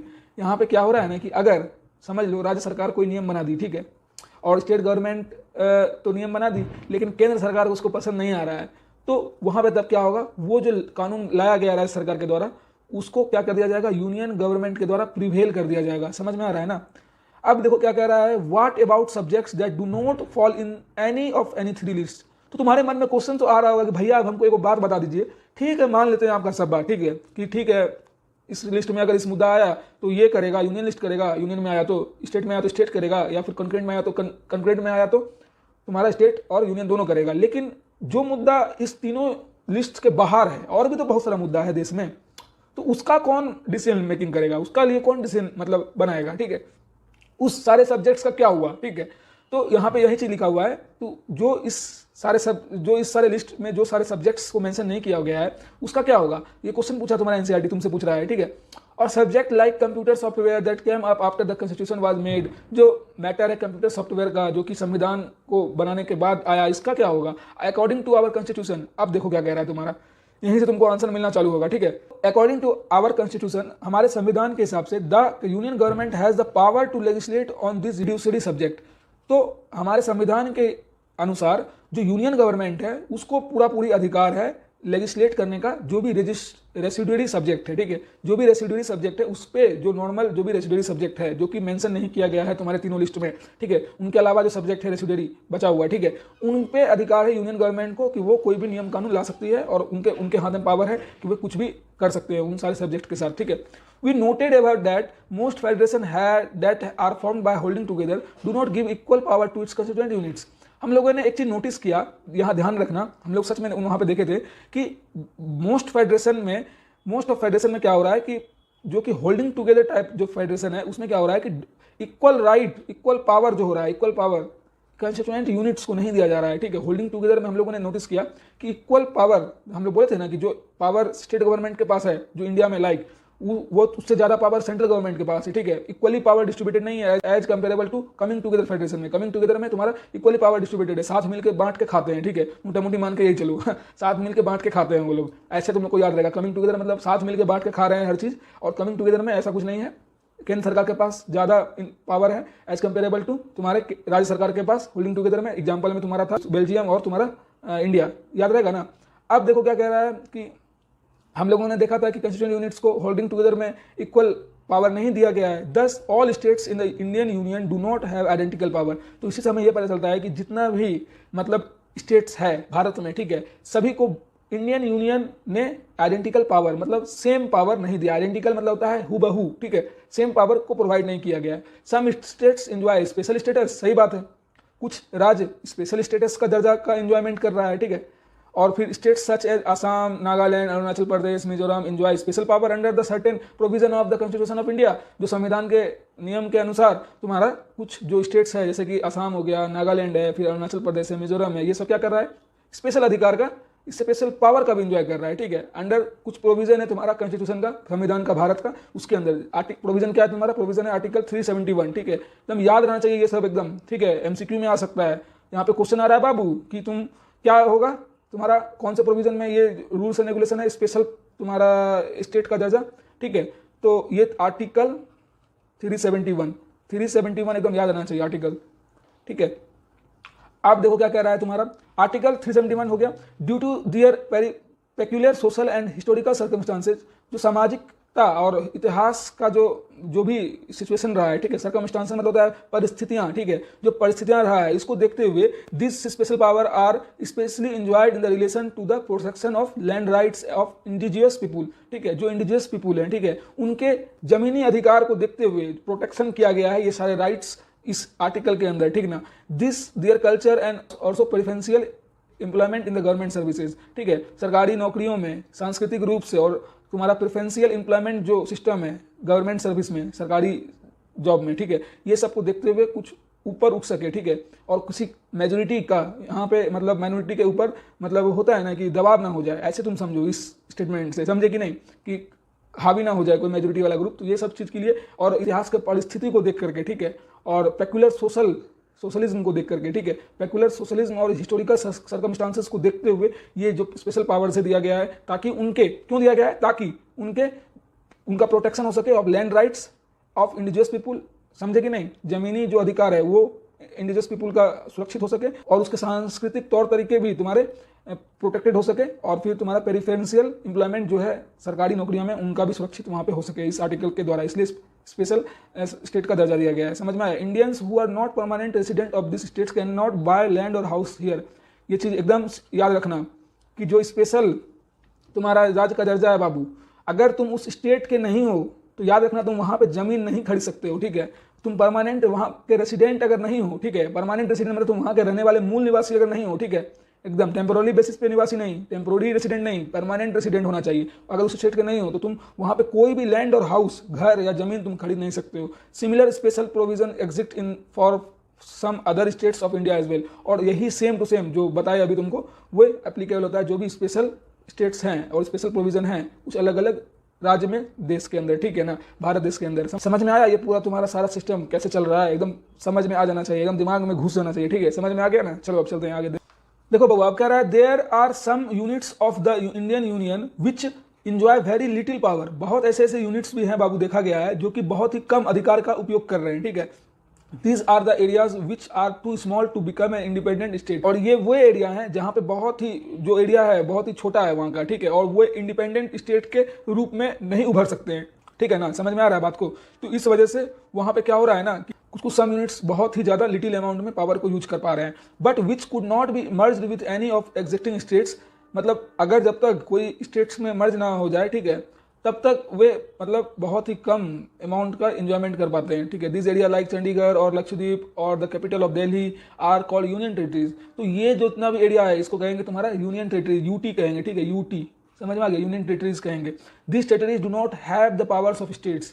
देखो, इनको पावर्स ऑफ स्टेट्स नहीं गिवन है। ठीक है, the central government has special powers in the running this area. और केंद्र सरकार को इसको जो मतलब अधिकार होता है इस टाइप के स्टेट को रनिंग करने के लिए। क्योंकि देखो, दिल्ली जो एरिया है, चंडीगढ़ जो एरिया है, लक्षद्वीप जो एरिया है, ये सब जो है, ठीक है, capital of the Delhi area, ये सब क्या है, ये सब तो बहुत छोटा एरिया ना है बाबू। तो वहाँ का जो स्पेशल यूनिट्स है वो तो कम ही ना इंजॉयमेंट कर पाएगा पावर का। तो इस वजह से ये सारा जो एरिया है वो इंडिपेंडेंट एक स्टेट उभर के नहीं हो सकता है। ठीक है, क्योंकि एरिया छोटा है। ठीक है, एक क्राइटेरिया होता है स्टेट बनने के लिए। ठीक है, स्टेट बनने के लिए तुम काबिल बनोगे तब तुमको स्टेट का दर्जा दे दिया जाएगा।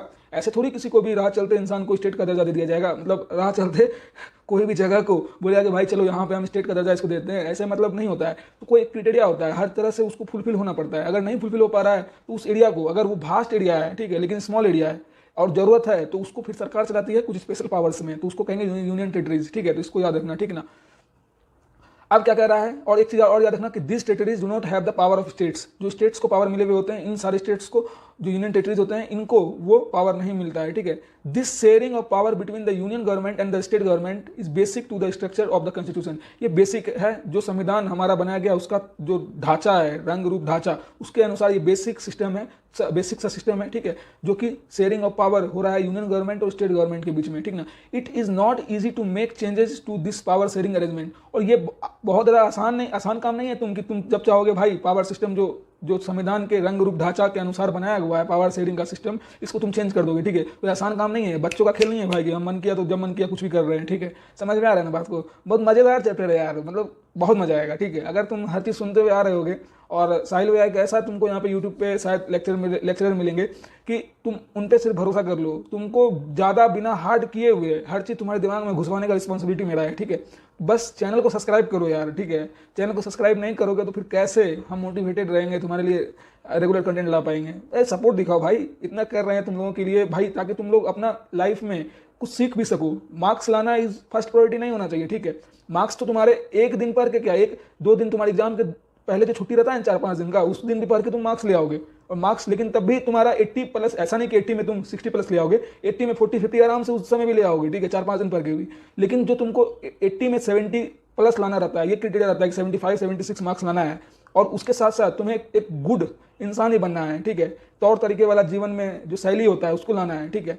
मोटिवेशन मैं तेरे को दे रहा हूँ, समझ में आ रहा है ना मेरी जान। देख यहीं पे मोटिवेशन आता है कि तुमको हर चीज़ सीखते जाना है, इंप्लीमेंट करना है अपने लाइफ में भी, ठीक है। ऐसा नहीं कि भाई पढ़ लिए, पढ़ने के लिए अपना ज्ञान दिमाग में ले रहे हैं, ऐसा नहीं होना चाहिए, ठीक है। इससे यही चीज़ हम लोग को सीख मिलेगा ना, थोड़ा सा अगर सीख लेना चाहोगे कि हर चीज़ सही है, ठीक है। हमारा देश जो अच्छे से लोकतांत्रिक देश को मतलब फॉलो कर रहा है, जो लोग यहाँ पे वैभव क्रिएट कर रहे हैं कि भाई हमारा संविधान खतरे में है, ऐसा कुछ वहाँ पे रीजन नहीं है। जो पढ़े लिखे इंसान है उनको हर चीज़ क्रिस्टल क्लियर समझ आ रहा है, ठीक है। एक गुड अपोजिशन का रोल जो प्ले करेगा ना भाई, वो कभी भी देश को क्षति नहीं पहुँचा सकता है, ठीक है। तो ये सब चीज़ समझने का कोशिश हमेशा करना चाहिए, ठीक ना। तो हम कहीं अब दूसरे रास्ते पे नहीं जा रहे, मतलब मोटिवेशन देते देते। अब चलो चलते हैं हमारा टॉपिक पे क्या कह रहा है। The parliament can not on it's on change this arrangement. देखो जो सांसद है तुम्हारा, पार्लियामेंट जो है वो खुद, समझ रहे हो ना, इस सारे सिस्टम को चेंज नहीं कर सकता। ये जो अरेंजमेंट बनाया हुआ है इसको चेंज नहीं कर सकता है, समझ में आया। Any changes to its has to be first passed by both the house of parliament. दोनों हाउस जो होता है पार्लियामेंट का, ठीक है, एटलीस्ट 2/3 मेजोरिटी। एकदम बउआ याद रहना चाहिए ये चीज़। क्या यहाँ पे क्वेश्चन आ रहा है कि कितना मेजोरिटी का जरूरत है, यहाँ पे क्वेश्चन आ रहा है कि कितना मेजोरिटी का जरूरत है, तो 2/3, ठीक है, 2/3 जो मेजोरिटी है तुमको यहाँ पे एकदम चाहिए तो चाहिए। कुछ भी चीज़ को चेंजेस करने के लिए जो अरेंजमेंट बनाया गया इसको चेंजेस करने, तुम ऐसे चुटकी बजा के चेंज कर दोगे क्या? ऐसा कुछ नहीं होता है। तुम बोथ हाउसेज, जो तुम्हारा दोनों हाउस है उसको तुमको पास आउट करना पड़ेगा, ठीक है। दोनों हाउस को पास आउट करा दोगे पार्लियामेंट में, फिर उसके बाद 2/3 मेजोरिटी भी तुमको वहाँ पर दिखाना पड़ेगा, फिर उसके बाद ही कोई चीज़ पास हो पाता है, ठीक है। Then it has to be ratified by the legislature of the least half of the total states. और ये फिर रेटिफाइड किया जाता है लेजिस्लेचर के द्वारा, ठीक है, of at least half of the total states. जितना भी स्टेट्स है, राज्य है, उनके अनुसार उनको लेकर के पहले लेजिस्लेचर के द्वारा इसको रेटिफाइड फिर किया जाता है, तभी जाकर कुछ हो सकता है। समझ में आया? समझ में आया कि नहीं बउआ? ऐसे नहीं है इतना सस्ता, ठीक है, इतना ईजी नहीं है कुछ भी करवा देना, ठीक है। अब चलो देखते चलते आगे तुम्हारा क्या कह रहा है। The judiciary plays an important role in the overseeing the implementation of constitutional provision. जो तुम्हारा न्यायपालिका है, जुडिशरी जो है, ठीक है, ये बहुत ही बड़ा इंपॉर्टेंट रोल प्ले करता है बउआ, ठीक है। क्या रोल प्ले करता है तुम्हारा? क्या रोल प्ले करता है कि इम्प्लीमेंटेशन जो भी हो रहा है, कॉन्स्टिट्यूशनल प्रोविजन जो भी है दिए हुए संविधान में, जितने प्रोविजन है वो अच्छे तरीके से फॉलो हो भी पा रहा है कि नहीं हो रहा है, इसको इन्फोर्स अच्छे तरीके से सोसाइटी के बीच में कोई भी सरकार के द्वारा, चाहे स्टेट गवर्नमेंट, राज्य सरकार के द्वारा, चाहे तुम्हारा केंद्र सरकार के द्वारा ढंग से किया जा रहा है कि नहीं किया जा रहा है, कि खाली हुआ बनाया जा रहा है कि भाई ये चीज़ सब चीज़ फॉलो हो रहा है लेकिन वहाँ तो दंगा फसाद हो रहा है। तो ऐसा नहीं होना चाहिए, ये सब चीज़ का ध्यान रखता है जुडिशरी, ठीक है। अब देखो क्या कह रहा है, in case of any dispute, कोई भी डिस्प्यूट हो रहा है डिवीजन ऑफ पावर का, ठीक है, the high court and the supreme court make the decision. एकदम याद रखना बउआ, कोई भी पावर का मिसयूज हो रहा है, डिस्प्यूट किया जा रहा है, तो हाई कोर्ट और सुप्रीम कोर्ट को ये पावर है कि वो निर्णय ले सकता है और डिसीजन ले सकता है, ठीक है। उसके अगेंस्ट में जाकर के, अगर फेवर है तो फेवर में जा सकता है, नहीं तो अगेंस्ट में जा सकता है, ठीक है। The union and the state government has the power to raise resources by levying taxes on order to carry on the government and responsibilities assign to each of them. यहाँ पे क्या कर रहा है ना कि यूनियन और स्टेट गवर्नमेंट है, दोनों को पावर है अपने अपने रिसोर्सेज को लेकर के बात करने के लिए, ठीक है। By levying the taxes in order to carry on the government, ठीक है, जो सरकार के द्वारा जो भी टैक्सेस लिविंग किए गए हैं, ठीक है, उनके मैटर से रिलेटेड भी वो बात कर सकते हैं। And responsibility assign to each them, और जो रिस्पॉन्सिबिलिटी, जो जिम्मेदारी दी गई है यूनियन गवर्नमेंट को और स्टेट गवर्नमेंट को, उनको फॉलो करना है, असाइन करना भी बहुत बड़ा जिम्मेदारी का कार्य रहता है, ठीक है। तो यही चीज जो था इंपॉर्टेंट था कि यही सब चीज क्या कर रहा है भाई। हम लोग टॉपिक क्या पढ़ रहे थे, अरे टॉपिक का नाम नहीं भूल जाना ये सब पढ़ते पढ़ते, ठीक है। ऐसा नहीं कि भाई इतना लेंदी था, भैया बताते चले गए, टॉपिक का नाम ही भूल गए। टॉपिक का नाम था बाबू कि क्या हमारे देश को, भारत को क्या चीज, ठीक है, क्या बनाता है, फेडरल कंट्री बनाता है, ठीक है। तो यही टॉपिक था। तो ये सारा जो हम लोग पढ़ रहे हैं, जो हम लोग अभी इतना डिस्कशन किए, ये सारा जितना भी चीज था, ये तुम्हें एक फेडरल कंट्री का गुड एग्जाम्पल है, ठीक है। तो इसलिए एक्सप्लेन किया जा रहा है कि भाई यही सब चीज, ठीक है, भारत देश को एक फेडरल कंट्री बनाता है, ठीक ना।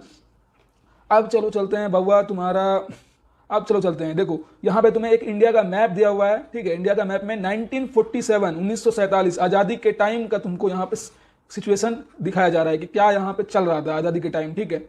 ये सारा चीज़ पूरा एकदम है, वेस्ट पाकिस्तान था इधर साइड, यहाँ पे अफगानिस्तान है, ईरान है, फिर यहाँ पे देखो तुम कश्मीर इधर साइड है, समझ में आ रहा है ना। तो ये जितना भी स्टेट्स को मेंशन किया गया, ये तो अभी के रिलेटेड हम बताए, ठीक है। लेकिन 1947 में तुम्हारा क्या हो रहा था, 1947 में देखो क्या कर रहा है ना, कि ये जो सिंबल है, ये जो स्क्वायर करके ऐसे ऐसे रेक्टेंगल करके जो दिया हुआ है, और ये जो सिंबल है, ठीक है, डॉट डॉट डॉट का, और डॉट डॉट डॉट, देखो ये जो सिंबल है और डॉट डॉट डॉट जो सिंबल है, ये सब क्या दर्शा रहा है, देखो Pakistan, entire Sindh, Baluchistan, NWFP, greater part of the Punjab and Bengal, Bahawalpur state, ठीक है।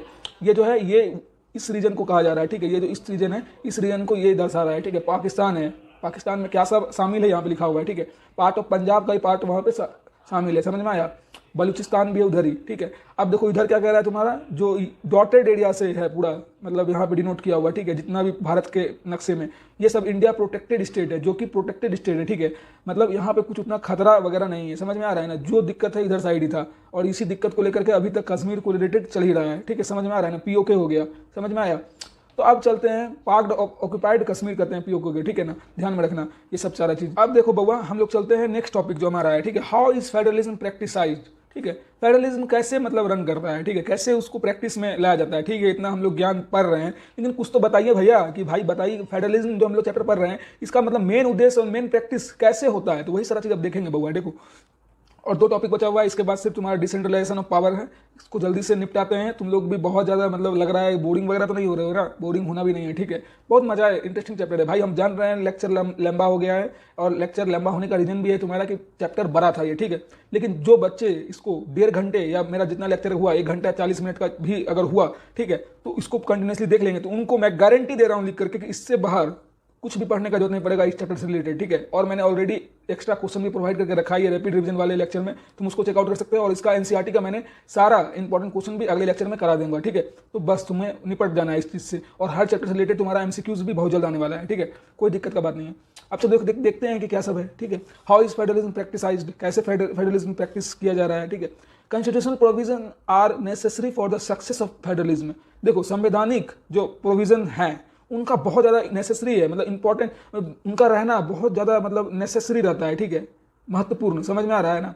सक्सेस, किसी भी फेडरलिज्म के सक्सेस के पीछे कॉन्स्टिट्यूशनल प्रोविजन का रहना बहुत ही ज़्यादा जरूरी रहता है, ठीक है। But this are not sufficient, लेकिन भाई यही सिर्फ काफ़ी नहीं है। कैसे काफ़ी नहीं है, अब सब देखते हैं, ठीक है। If the federal experiment has succeeded in India, अगर मान लो इंडिया में सक्सीड हो गया, ठीक है, federal system, it is not merely because of the clearly laid out constitutional provision. ऐसा नहीं होगा कि ये सिर्फ और सिर्फ तुम्हारा संवैधानिक प्रोविजन के वजह से तुम्हारा इंडिया में सक्सेस हो गया, ठीक है, ऐसा नहीं बात है, ठीक है। The real success of federalism in India can be attributed to the nature of democratic politics in our country. India को एक फेडरलिज्म कंट्री बनाने के पीछे ये सबसे बड़ा मतलब सक्सेस है, रियल सक्सेस है कि भाई डेमोक्रेटिक पॉलिटिक्स का जो नेचर है हमारे देश में, ठीक है, वो बहुत ही ज़्यादा इंपॉर्टेंट रोल प्ले करता है। This insured that the spirit of federalism, ये इंश्योर्ड करता है, ठीक है, कि स्पिरिट ऑफ फेडरलिज्म को, ठीक है, ये सब टर्म को एकदम याद रखना है। स्पिरिट ऑफ फेडरलिज्म को इंश्योर्ड करता है। रिस्पेक्ट फॉर डाइवर्सिटी, इज्जत प्रतिष्ठा देता है, जो भी तुम्हारा विभिन्नताएं, इतने सारे देश में विभिन्नताएं हैं, ठीक है, उनको ज़्यादा ही उनको पूरा रिस्पेक्ट आदर सम्मान से देखा जाता है, ठीक है। And desire for living together, और जो लिविंग टुगेदर का, साथ मिलकर रहने का, ठीक है, जो एक इच्छा शक्ति रहती है सब लोगों के बीच, we can share ideal in our country, यही चीज हमारे देश को एक आदर्श देश बनाता है, ठीक है, आइडियल कंट्री बनाता है, समझ में आ रहा है ना। Let us look at some of the major ways in which this is happen. अब हम लोग चलते हैं, देखते हैं कि किस मेजर कौन कौन से मेजर तथ्य है, ठीक है, बहुत ही इंपॉर्टेंट तथ्य है जिससे कारण ये सारा चीज हो पा रहा है, ठीक है। समझ में आया कि नहीं?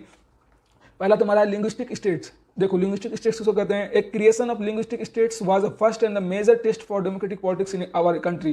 देखो लिंग्विस्टिक स्टेट्स को बनाना, ठीक है, ये हमारा पहला कदम था एक डेमोक्रेटिक पॉलिटिक्स का, ठीक है, टेस्ट लेने के लिए हमारे देश में, ठीक है।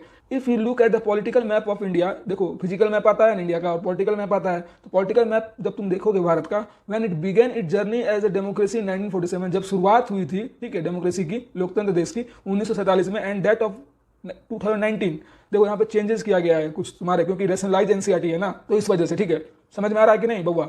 अरे समझ में आ रहा है ना, क्योंकि 2000 ये रैशनलाइज एनसीईआरटी है, तो डाटा 2019 तक इंक्रीज कर दिया गया है। तुम्हारे पास अगर ओल्ड एनसीईआरटी है बउआ, तो वहाँ पे हो सकता है साल कुछ अलग हो, ठीक है, तो तुम्हें 2019 याद रखना है, क्योंकि अब रैशनलाइज एनसीईआरटी में चेंज हुआ गया है कुछ डाटा, तो उसको तुमको ध्यान में रखना है, ठीक है। 1947 का जो लोकतंत्र स्टार्टिंग फेज था, ठीक है, उसके कंपेरेबल में अगर देखा जाए अभी 2019 को, ठीक है, you will surprised by the extent of the changes. तुम चौंक जाओगे, ठीक है, सरप्राइज्ड, शॉक्ड हो जाओगे, ऐसा तुमको सरप्राइज मिलेगा कि तुम देखोगे कि भाई कितना सारा बदलाव आया गया है, ठीक है।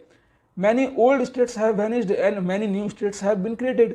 जो भी ओल्ड स्टेट्स थे, ठीक है, वो सब वैनिस्ड, नेग्लिजिबल, मतलब विलुप्त हो गए, ठीक है, उनका जरूरत ही नहीं पड़ा। And many new states were develop और क्रिएटेड, और बहुत सारे नए नए स्टेट्स को मतलब क्रिएट किया गया। Areas, boundaries and name of the states have been changed, और जो एरियाज थे उस स्टेट्स के, उनको चेंज किया गया। फिर उसके बाद स्टेट्स के नेम को भी चेंज किया गया, और फिर उसके बाउंड्रीज को भी चेंज किया गया। तो ये सारा जो चेंजेस आया गया 1947 से 2019 के बीच में, ठीक है, तो ये सारा चेंजेस बहुत ही मतलब चौंका देने वाला है, क्योंकि बहुत जल्द हर चीज हुआ है हमारे इधर। इसलिए भारत देश को भास्ट कंट्री के साथ साथ, ठीक है, एक डेवलपिंग कंट्री भी कहते हैं, क्योंकि बहुत तेजी रूप से भारत में गति के साथ विकास हो रहा है, ठीक है।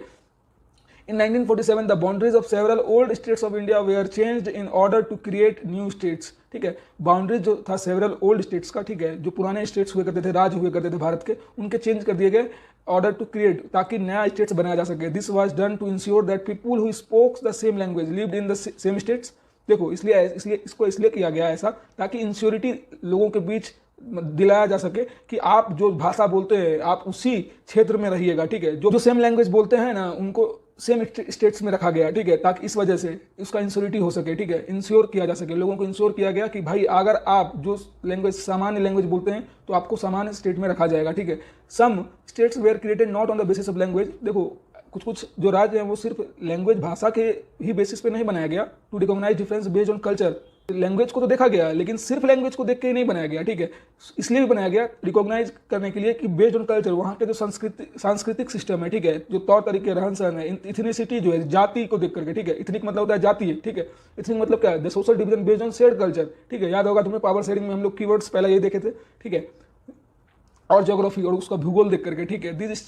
This include state like Nagaland, Uttarakhand, Jharkhand. हाँ सही बात है, बिहार से टूट करके झारखंड बना, ठीक है। तो ये सब तुम्हें याद भी होगा, तुम लोग जानते भी होगे, पापा मम्मी सुने भी होगे कि बिहार पहले साथ में था, बिहार के ही अंदर पूरा आता था झारखंड भी, ठीक है, बिहार ही कहते थे झारखंड को, लेकिन टूट के ये झारखंड बना, ठीक है। और नागालैंड जैसे एग्जांपल हो गया, उत्तराखंड हो गया, ठीक है, ये सारा चीजें आप देख लो। ये जो पॉलिटिकल मैप है इसको एकदम ध्यान में रखना है, ठीक है, एकदम पॉलिटिकल मैप को ध्यान में रखना है कि क्या सब 2019 के हिसाब से, ऑन द बेसिस ऑफ 2019 के हिसाब से ये पूरा मतलब तुमको मैप दिया गया है, ठीक ना, याद रखना। देखो तेलंगाना भी बना है इधर साइड, तेलंगाना और आंध्र प्रदेश इधर साइड है, ठीक है। फिर उसके तेलंगाना में हैदराबाद भी है, ठीक है। अब ये जो पूरा है तुम्हारा, ये न्यू बेसिस पे है। जो जिसके पास ओल्ड एनसीईआरटी है उसके पास तो पुराना वाला शायद पॉलिटिकल मैप होगा भारत का, तो कोई दिक्कत का बात नहीं है। तुम न्यू वाला भी एक गूगल पे सर्च करो, पॉलिटिकल मैप ऑफ इंडिया, तुम्हें आ जाएगा पूरा, ठीक है। एक बार ओवरव्यू ले लेना, ठीक है, कोई दिक्कत का बात नहीं है। अब देखो कह रहा है कि when the demand for the formation of states on the basis of language was raised, some national leaders feared that it would lead the disintegration of the country। देखो हुआ ये ना कि जब बात छिड़ा, ठीक है, जब डिमांड आया कि on the basis of language, on the basis of culture, on the basis of different types of thing, ठीक है, जब मतलब आया उसको देखते हुए, रिकॉग्नाइज करते हुए अगर कोई न्यू स्टेट्स को बनाने का मतलब ध्यान में आया या उसकी मांग हुई, ठीक है, तो कुछ नेशनल लीडर्स जो थे, ठीक है, वो मतलब फियर्ड हो गए, डर गए कि इससे क्या होगा ना, ऐसा ना हो जाए कि देश में डिसइंटीग्रेशन की भावना फैल जाए, ठीक है। The central government resisted linguistic state for some time. इसलिए सेंट्रल गवर्नमेंट, केंद्र सरकार ने रेसिस्टेड कर दिया लिंग्विस्टिक स्टेट को कुछ समय के लिए, ठीक है। But the experience has sound that the formation of linguistic state has actually made the country more United, ठीक है। देखो, लेकिन इससे ये दिखा ना कि जो लिंग्विस्टिक के बेसिस पे जो स्टेट बनाया गया, ठीक है, इससे ये हुआ कि देश को और यूनाइट कर दिया, मतलब देश को और यूनाइटेड जोड़ने का काम किया ये चीज़, ठीक है। It also had made administration easier, और प्रशासन को प्रशासनिक तौर से मतलब ढंग से चलाने के लिए, कोई भी एडमिनिस्ट्रेशन को चलाने के लिए ये एक अच्छा चीज़ साबित हुआ, ठीक है। तो ये कड़ा तमाचा लग गया जो भी नेशनल लीडर्स इसके अगेंस्ट में बोल रहे थे, ठीक है। समझ में आया? तो पहला हमारा लिंग्विस्टिक स्टेट्स का पूरा टॉपिक कवर हो गया, खत्म हो गया। आप चलते हैं, देखो लैंग्वेज पॉलिसी हमारा क्या सब है, ठीक है। लैंग्वेज पॉलिसी हमारा है कि ये सेकंड टेस्ट फॉर, पहला तुम्हारा टेस्ट था लिंग्विस्टिक स्टेट्स का टेस्ट था जो क्रिएशन किया गया तुम्हारा लिंग्विस्टिक स्टेट्स को, दूसरा टेस्ट है लैंग्वेज पॉलिसी, ठीक है। ये second test for India federation is the language policy था। Our constitution did not give the status of national language to any one language, ठीक है। हमारा संविधान किसी भी एक लैंग्वेज को राष्ट्रीय भाषा का अधिकार, स्टेटस देने का अधिकार नहीं दिया है, ठीक है। Hindi was identified as a official language. देखो, हिंदी को ऑफिशियल लैंग्वेज के तौर पे माना जाता है, but Hindi is a mother tongue of only about 40% of Indians. 40% सिर्फ भारतीय लोगों का ये मदर टंग है, मातृभाषा है, ठीक है। Therefore there were many safeguard to protect other language besides Hindi. इसलिए बहुत सारे मतलब मैनी सेफगार्ड्स इनके थे जो अदर लैंग्वेज के जो रहते हैं ना सेफगार्ड, कि भाई तुम कैसे हिंदी को कुछ बना दोगे, मतलब कहते हैं ना कि भाई अगर हिंदी को ऑफिशियल लैंग्वेज बना दिया जाता है तो फिर अदर लैंग्वेज के जो भी सेफगार्ड्स है उनका मतलब दिमाग गर्म हो जाता है, ठीक है। और फिर वो प्रोटेक्शन करने के लिए, अपने लैंग्वेज को बचाने के लिए लगे जाते हैं। तो वही चीज़ सेफगार्ड है, सेफगार्ड का उन लोगों ने काम किया है, ठीक है, अपने लैंग्वेज को बचाने के लिए। Besides Hindi there are 21 other language recognised as a scheduled language by the constitution. देखो, हिंदी को छोड़ के, हिंदी के साथ साथ ही देखो 21 लैंग्वेज को और 21 लैंग्वेज को, ठीक है, रिकॉग्नाइज किया गया शेड्यूल्ड लैंग्वेज, ठीक है, SL याद रखना, SL रिकॉग्नाइज किया शेड्यूल्ड लैंग्वेज। SL मतलब शेड्यूल्ड लैंग्वेज संविधान के द्वारा। एक candidate in an examination conducted for a central government position में opt to take the examination in any this language.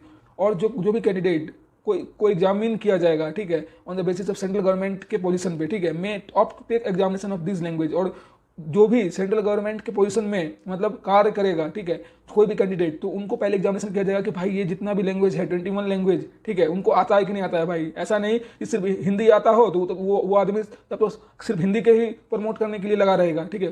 सारे भाषाओं को आना जरूरी है, ठीक है। कोई भी सेंट्रल गवर्नमेंट का पोजीशन चाहिए, अगर केंद्र सरकार में कोई पोजीशन चाहिए उच्च लेवल का पोजीशन, तो उस कैंडिडेट को 21 लैंग्वेज को आना चाहिए, उनका नॉलेज होना चाहिए, ठीक है। States to have their own official language. देखो, राज्यों का अपना अलग ही ऑफिशियल लैंग्वेज है, ठीक है। Much of the government work takes place in the official language of concern states. और बहुत सारे जो वर्क्स होते हैं राज्यों के, ठीक है, वे ऑफिशियल लैंग्वेज में ही वो लोग करते हैं, ठीक है, अपने अपने जो ऑफिशियल लैंग्वेज है वहाँ के, ठीक है। तो ये सब सारा बातें हैं। Unlike Sri Lanka, the leaders of our country adopted a very कैक्वेसन attitude in spreading the use of Hindi, ठीक है। श्रीलंका को अनलाइक करते हुए जो हमारे यहाँ के नेता हैं, ठीक है, वो अडॉप्ट किए कैक्वेसन, बहुत सारा कैक्वेसन, सावधानी को बरते हिंदी को स्प्रेड आउट करने के लिए, ठीक है। अकॉर्डिंग टू द कॉन्स्टिट्यूशन, संविधान के अनुसार the use of English for official purpose was to stop in 1965। और यूज ऑफ द जो उपयोग किया जा रहा था इंग्लिश लैंग्वेज का, ठीक है, 1965 में उसको बंद कर दिया गया हमारे संविधान के हिसाब से, ठीक है। ऑफिशियल पर्पस के लिए जो यूज किया जा रहा था उसको स्टॉप कर दिया गया था 1965 में, ठीक है। However many non Hindi speaking states demanded that the use of English continue.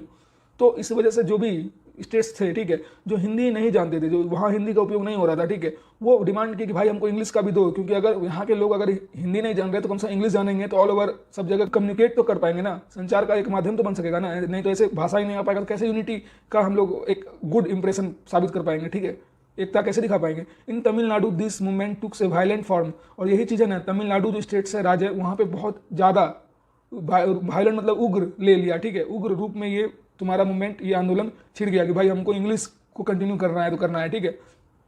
The central government responded by the agreeing to continue the use of English along with Hindi for official purpose. तो इसी वजह से केंद्र सरकार को फिर रिस्पॉन्डेड करना पड़ा और एग्री होना पड़ा, ठीक है, अपना मंजूरी देना पड़ा कि भाई अब तुम यूज कर सकते हो इंग्लिश लैंग्वेज हिंदी के साथ साथ एज ए ऑफिशियल लैंग्वेज, ठीक है, क्योंकि हिंदी भी ऑफिशियल था तो इंग्लिश भी as a official language use होगा, ठीक है। तो देखो अब कह रहा है कि many critics thinks that this solution favoured in the English speaking elite, ठीक है। तो ये जो सोल्यूशन निकला है, ठीक है, ये तो इंग्लिश स्पीकिंग के लिए भाई फेवर्ड में आ गया। Promotion of Hindi continue to be official policy of the government of India. तो इसलिए ना प्रमोशन ऑफ हिंदी को प्रमोट करना, ठीक है, इसलिए ये कंटिन्यूस कर दिया गया एज ए ऑफिशियल पॉलिसी के रूप में सरकार के द्वारा, भारत सरकार के द्वारा, ठीक है। Promotion does not mean that the central government can impose Hindi on the states where people speak different language. Hindi को प्रमोट करने के लिए ऑफिशियली पॉलिसी लाया गया भारत सरकार के द्वारा कि भाई तुम हिंदी को ही प्रमोट करो। अब हिंदी को प्रमोट करने का मतलब ये नहीं है केंद्र सरकार के द्वारा हिंदी को जो प्रमोट किया जा रहा है, इसका मतलब ये नहीं है कि वहाँ के जो अलग अलग स्टेट्स के जो लोग हैं जो दूसरा भाषा बोलते हैं तो उसको भी तुम जबरदस्ती इम्पोज करवाओ हिंदी बोलने के लिए, ठीक है, तो भाई तुमको हिंदी ही बोलना पड़ेगा। ऐसा कुछ उनका मतलब सेंस नहीं है, ऐसा कुछ नहीं है। जो जैसा भाषा का यूज करते हैं उनको अपना करना चाहिए, सबको फ्रीडम है। बस ऐसा होना चाहिए ना कि सब जगह फैलना चाहिए, भाई हिंदी बोलना चाहिए, हिंदी आना चाहिए, ठीक है, तुमको कोई भाषा आता है लेकिन हिंदी आना चाहिए, ठीक है। तो इस वजह से गवर्नमेंट ऑफ इंडिया के द्वारा हिंदी को कंटिन्यू किया गया प्रमोशन उनका हिंदी लैंग्वेज का, ठीक है। अब देखो क्या कह रहा है, the flexibility sound by Indian political leaders help our country avoid the kind of situation that Sri Lankan finds itself in. जो श्रीलंका में सिचुएशन हुआ, ठीक है, लैंग्वेज की वजह से, तमिल सिंघालीज में देखे थे और श्रीलंकन तमिल्स के बीच में जो दिक्कत हो रहा था, सिंघालीज को रिकॉग्नाइज कर दिया गया वहाँ का मेन लैंग्वेज, ठीक है, और राष्ट्रभाषा कर दिया गया और तमिल वाला को कुछ कर भी नहीं किया, तो दिक्कत हो रहा था वहाँ पे। तो इसलिए यहाँ का जो राजनेता है, ठीक है, यहाँ के जो नेता हैं भारत के, हमारे देश के, वे बहुत अच्छे से मदद किए देश को कि भाई वो सिचुएशन ना आ जाए जो श्रीलंका में हुआ था, ठीक है। बहुत हद तक हेल्प आउट किए कि ऐसा ना हो कि जो श्रीलंका में दिक्कत हो गया था वो चीज़ यहाँ भारत में भी हो जाए, ठीक है ना। तो बहुत सारे लीडर्स इसमें हेल्प आउट किए। अब देखो क्या कह रहा है, सेंटर स्टेट रिलेशन। अब देखो सेंट्रल स्टेट रिलेशन तुमको पता होना चाहिए क्या होता है। Restricting the center-state relation in one more way in which federalism has been strengthened in practice, ठीक है। How the constitutional arrangement for sharing power work in reality depends to a large extent on how the ruling party and the leaders follow this arrangement, ठीक। देखो restricting जो है, जो relation है तुम्हारा, restricting मतलब रिलेशन ऑफ सेंट्रल और state government का जो रिलेशन है तुम्हारा, जो ये एक और मतलब बड़ा तरीका हो सकता है कि फेडरलिज्म को मजबूती प्रदान करने का, ठीक है, जो ताकि अच्छे तरीके से वो प्रैक्टिस किया जा सके, फेडरलिज्म प्रैक्टिस अच्छे तरीके से किया जा सके। तो उसके लिए ये जो सेंटर और स्टेट का रिलेशन है ये एक मजबूती प्रदान करता है, ठीक है। तो इसको ध्यान रखना है। कैसे करता है, how the constitutional arrangement for sharing power works in reality, कैसे संवैधानिक जो प्रोविजन है, जो अरेंजमेंट है, पावर शेयरिंग का जो सिस्टम है वो हेल्प आउट करता है। तो ये चीज़ डिपेंड करता है, जो भारत का जो संवैधानिक अरेंजमेंट है ऑफ शेयरिंग पावर, वो रियलिटी में डिपेंड करता है कि कैसे तुम्हारा रूलिंग पार्टीज और अपोजिशन पार्टी जो भी है लीडर्स है उन अरेंजमेंट्स को कैसे वो फॉलो कर रहे हैं, ठीक है। तो इस वजह से यहाँ पे स्टेट्स और सेंटर का बीच जो रिलेशन है, रिश्ता है, उसका बहुत ज़्यादा इंपॉर्टेंस होता है। तो इसको देखना जरूरी है ताकि पता चल सके कि इसको ये चीज़ कैसे हेल्प आउट कर रहा है फेडरलिज्म को प्रैक्टिस कराने में, ठीक है, कैसे मजबूती प्रदान कर रहा है फेडरलिज्म को, ठीक है। देखो अब कह रहा है, as and when the ruling party at the state level was different, जब स्टेट लेवल पे जो रूलिंग पार्टी अलग अलग हो जाता है, ठीक है, the parties that rule at a centre try to undermine the power of the state, वो ट्राई करते हैं, कोशिश करते हैं कि जो सेंटर का जो पावर है, ठीक है, स्टेट्स का जो पावर है उसको अंडरमाइन करना। In those days the central government would often misuse the constitution to dismiss the state government. अभी तो हालांकि देखा जा रहा है कि कुछ दिनों से मतलब हम लोग ये भी देखते हैं, कभी कभी देखने को ऐसा भी मिलता है कि सेंट्रल गवर्नमेंट केंद्र सरकार क्या करती है, मिसयूज करती है संविधान का ताकि स्टेट गवर्नमेंट को डिसमिस कर सके, ठीक है। That they are control by rival parties, ठीक है, जो कि रिवल पार्टीज के द्वारा कंट्रोल किया जाता है। This undermine the spirit of federalism, और ये जो स्पिरिट ऑफ फेडरलिज्म है टर्म, इसको अंडरमाइंड करता है, ठीक है, याद रखना, स्पिरिट ऑफ फेडरलिज्म का टर्म इसको अंडरमाइंड करता है। ये सिचुएशन जब सेंट्रल गवर्नमेंट क्या करती है, कुछ भी सिचुएशन क्रिएट करके गलत फायदा, संविधान का गलत यूज करके स्टेट गवर्नमेंट को डिसमिस करने की कोशिश करती है, ठीक है। All this change significantly after 1990, 1990 के बाद ये सारा बदलाव देखने को मिला है। This period saw the rise of regional political parties in many states of the country. ये चीज़ ये दिखाया है कि बहुत सारे क्षेत्र में, भारत के जो बहुत सारे क्षेत्र हैं, बहुत सारे स्टेट्स हैं कंट्री के में, वहाँ पे रीजनल पार्टी जितने होते हैं, ठीक है, राजनीतिक दल, जो रीजनल क्षेत्र राजनीतिक दल होते हैं, वे सब क्या बहुत जल्दी से उभर रहे हैं, ठीक है। This was also the beginning of the era of coalition government. तो ये एक शुरुआत है कोलिशन गवर्नमेंट का भी, क्योंकि देखो हर अलग अलग तरह का पार्टी रहेगा, अलग अलग समुदाय, अलग अलग कम्युनिटी से आया हुआ। तो अगर मान लो कोलिशन गवर्नमेंट यहाँ टर्म आया, कोलिशन गवर्नमेंट का मतलब हम बताए हुए थे कीवर्ड्स में भी, देखो टर्म आ गया ना, देखो इसलिए हम कीवर्ड्स बता देते हैं, ठीक है, पहले ही, ताकि तुमको समझ में आए। कोलिशन गवर्नमेंट मतलब होता है कि जब एक से ज़्यादा अधिक पार्टीज तुम्हारे साथ आकर के मिलके एक सरकार चला रही है, ठीक है। तब मान लो ना कि अगर हम एक कोई समुदाय से खड़ा हुए, ठीक है, उसका पार्टी मेरा अलग नाम है, लेकिन हमको सीट मिल गया, मेजोरिटी था पुराने का 120, लेकिन टोटल 200 सीट्स है और मेजोरिटी 120 पुराने का, लेकिन हमको सीट्स मिला 50, ठीक है, और बाद बाकी 3-4 को भी मिला है, ऐसे करके 30-35 या 40-45, ठीक है, 20-25 ऐसे मिला, वो सारा भी मेजोरिटी साबित नहीं कर पा रहा है, ठीक है। तो वो क्या होगा, फिर हमसे आके अलायंस कर लेगा, ठीक है, तो उसको कहेंगे कोलिशन गवर्नमेंट। तो अलायंस करके सरकार बनाने का जो ये एरा चल रहा है, ये जो युग चल रहा है, तुम्हारा बिगनिंग हुआ है, शुरुआत हुआ है, क्योंकि अब देखने को मिल सकता है कि कोलिशन गवर्नमेंट मिलकर सरकार चला रही है, गठबंधन की सरकार, ठीक है। Since no single party got a clear majority in the Lok Sabha, वही चीज तुमको बताए कि लोकसभा वाले इलेक्शन में किसी भी पार्टी को अगर मेजोरिटी नहीं मिला तो कोलिशन गवर्नमेंट होगा। The major national parties had to enter into alliance with many parties, वही तो बोले बहुत सारे अलग अलग पार्टीज में जो मेजर नेशनल पार्टी है, ठीक है, वो अलायंस करेगी including several regional parties for form A government at the centre, ठीक है। तो समझ में आ गया ना कि बहुत सारा रीजनल पार्टी क्या करेगी, एक मेजोरिटी वाले नेशनल पार्टी क्या करेंगे, बहुत सारा रीजनल पार्टी को साथ में बुला के अलायंस कराएगी और फिर उसके बाद गवर्नमेंट को चलाएगी सेंटर में जाकर के, ठीक है। समझ में आया कि नहीं, यही था तुम्हारा सेंट्रल स्टेट रिलेशन, ठीक है, समझ में आ गया होगा सारा। अब क्या कर रहा है कि this leads to a new culture of power sharing, ये एक नया तौर तरीका पैदा कर रहा है पावर शेयरिंग का, ठीक है, and respect for the autonomy of state government, और स्टेट गवर्नमेंट की आज़ादी का ये एक बहुत ही बड़ा प्रारूप में इज्जत देने वाला काम कर रहा है, ठीक है। ये जो चीज़ न्यू कल्चर, ये जो आया है, न्यू सिस्टम जो आया है कि भाई कोलिशन गवर्नमेंट सब मिल के साथ मिलकर सरकार बनाएंगे, ये एक अच्छा है पावर शेयरिंग के लिए, ठीक है। This trend was supported by a major judgment of the Supreme Court that made it difficult for central government to dismiss state government in an arbitrary manner, ठीक है। कोई गलत तरीके के मैनर से जो स्टेट गवर्नमेंट को डिसमिस कर दिया जाता है, अगर कर दिया जा सकता है सेंट्रल गवर्नमेंट के द्वारा, ठीक है, तो अब मुश्किल हो जाएगा, ठीक है। सुप्रीम कोर्ट का ये जजमेंट है कि मेजर जजमेंट है कि भाई अब डिफिकल्ट हो सकता है तुम्हारा, किसी भी तुम स्टेट्स के गवर्नमेंट को डिसमिस नहीं कर सकते हो, ठीक है, आर्बिट्री मैनर से। समझ में आ रहा है ना, क्योंकि अब कोलिशन गवर्नमेंट रहेगा तो ये बहुत ज़्यादा कठिन हो जाएगा, ठीक है। Thus federal powers is more effective today than it was in early years of constitution came into force, और यही चीज़ साबित करता है कि जो 1947 के टाइम से चलते हुए आ रहा था, जब कॉन्स्टिट्यूशन जब लागू हुआ, ठीक है, उसके बाद से केम इनटू फोर्स मतलब लागू होना चालू हुआ, उसके बाद से जो सिस्टम था फेडरलिज्म का, एक डेमोक्रेटिक कंट्री का पावर शेयरिंग का जो प्रोसेस चल रहा था, उसके कंपेरेबल आज के दौर में जो पावर शेयरिंग का सिस्टम चल रहा है, ये बहुत ही आधुनिक मॉडर्न रूप ले लिया है, ठीक है। समझ में आ गया ना सारा चीज़।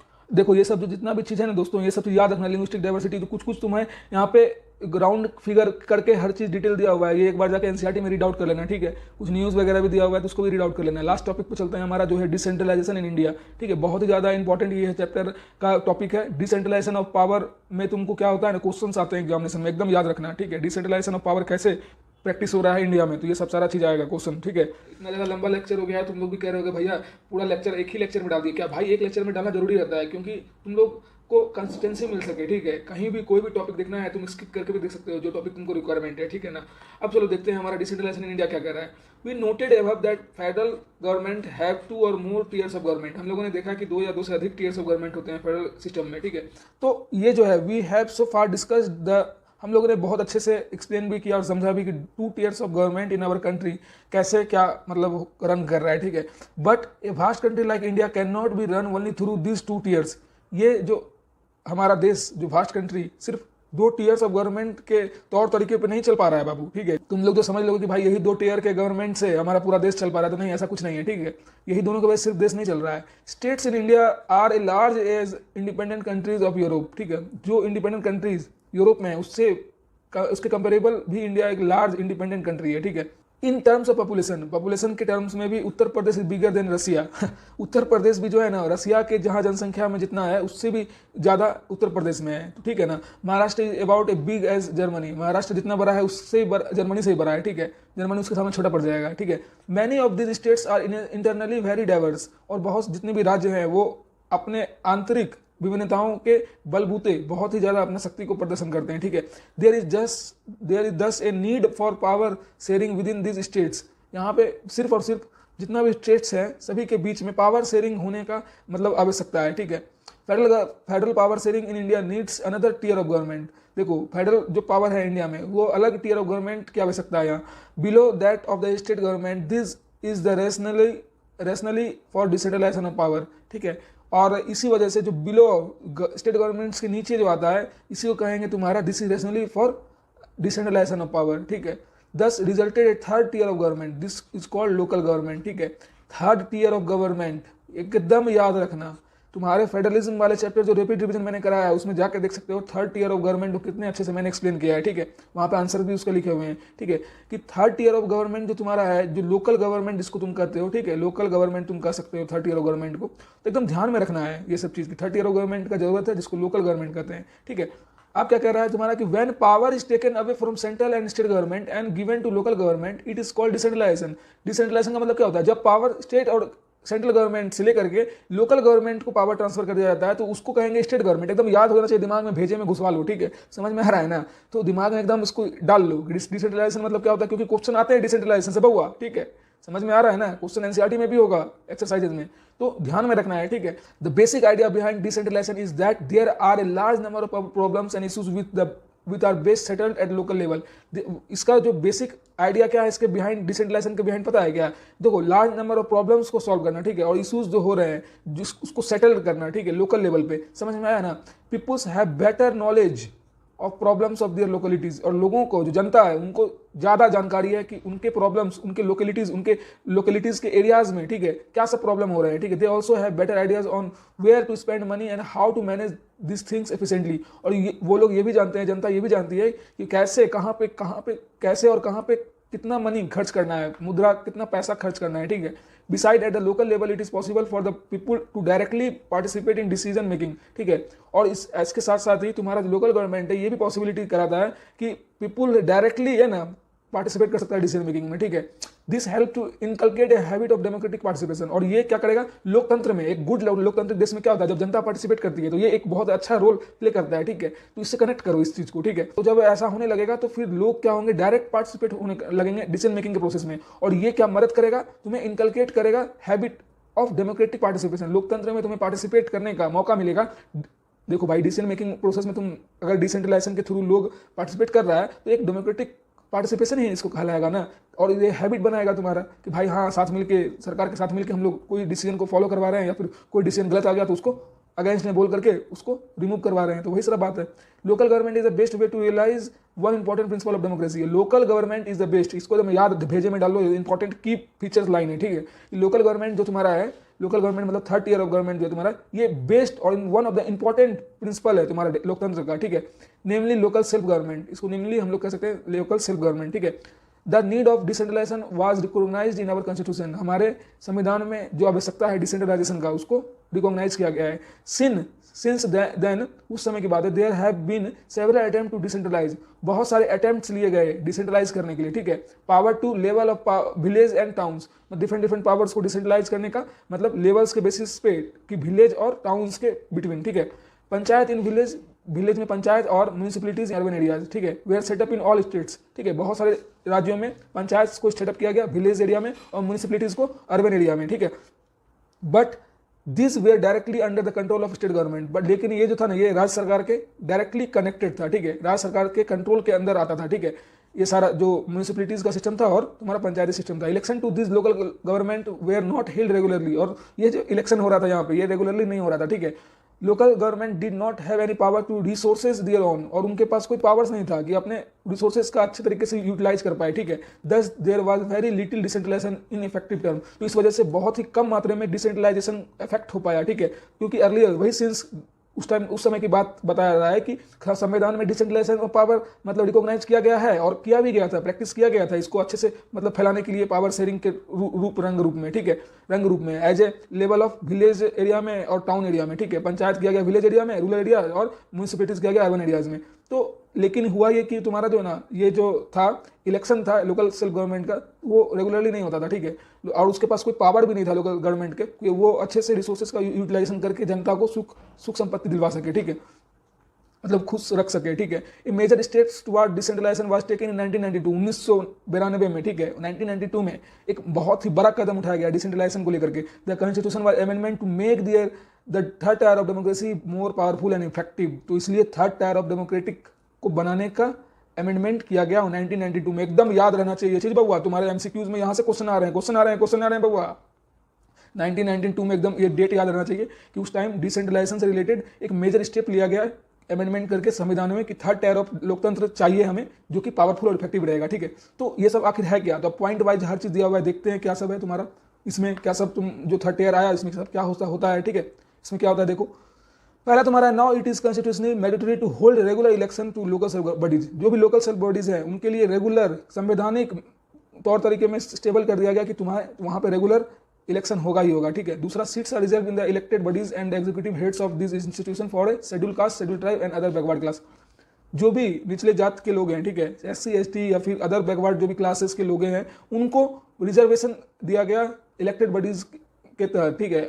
बहुत सारे संस्थान के एग्जीक्यूटिव्स को, हेड को रिजर्व किया गया, समझ में आ रहा है ना, और उनके लिए सीट्स को भी रिजर्व किया गया इलेक्टेड बॉडीज के रूप में। अब देखो क्या कह रहा है, at least 1/3 of all position are reserve for women.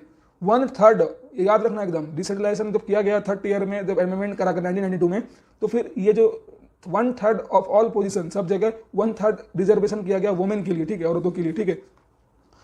N independent institution called state election commission has been created in each state to conduct panchayat and municipal election, ठीक है। और एक इंडिपेंडेंट इंस्टीट्यूशन बनाया गया जिसको कहते हैं स्टेट इलेक्शन कमीशन, ठीक है। और वो क्या करेगी फिर, ताकि कंडक्ट करा सके पंचायत का इलेक्शन और म्यूनिसिपल इलेक्शन, ठीक है। समझ में आ रहा है, हर स्टेट में इसको क्रिएट किया गया स्टेट इलेक्शन कमीशन, जहां पे पंचायत और म्यूनिसिपल इलेक्शन कराया जा सके रेगुलरली, टाइम टू टाइम, ठीक है। अब देखो तुम्हारा पॉइंट क्या कह रहा है, the state governments are required to share some power and the revenue with local government. देखो राज्य सरकार को, लोकल गवर्नमेंट को एकदम रिक्वायर्ड कर दिया गया कि भाई तुमको अनिवार्य कर दिया गया, तुमको कुछ ना कुछ पावर्स और रेवेन्यू साथ में डिस्ट्रीब्यूट करना पड़ेगा, शेयर करना पड़ेगा लोकल गवर्नमेंट से। The nature of sharing varies from state to state, और कितने अमाउंट में क्या शेयर हो रहा है ये हर एक राज्य पे निर्भर करता है, ठीक है। कहाँ का कौन मंत्री कितना शेयर कर रहा है लोकल गवर्नमेंट को, ठीक है। Rural local government is popularly known as by the name of Panchayati Raj. याद रखना, रूरल लोकल गवर्नमेंट को पंचायती राज के नाम से भी जाना जाता है, एकदम पॉपुलरली नोन टर्म है ये, ठीक है, पंचायती राज। इच विलेज, और एमसीक्यूज में आ जाएगा ये चीज क्वेश्चन, तो एकदम याद रखना ये क्वेश्चन, ठीक है। रूरल गवर्नमेंट को क्या कहते हैं, पॉपुलरली नोन क्या होता है, पंचायती राज होता है, ठीक है।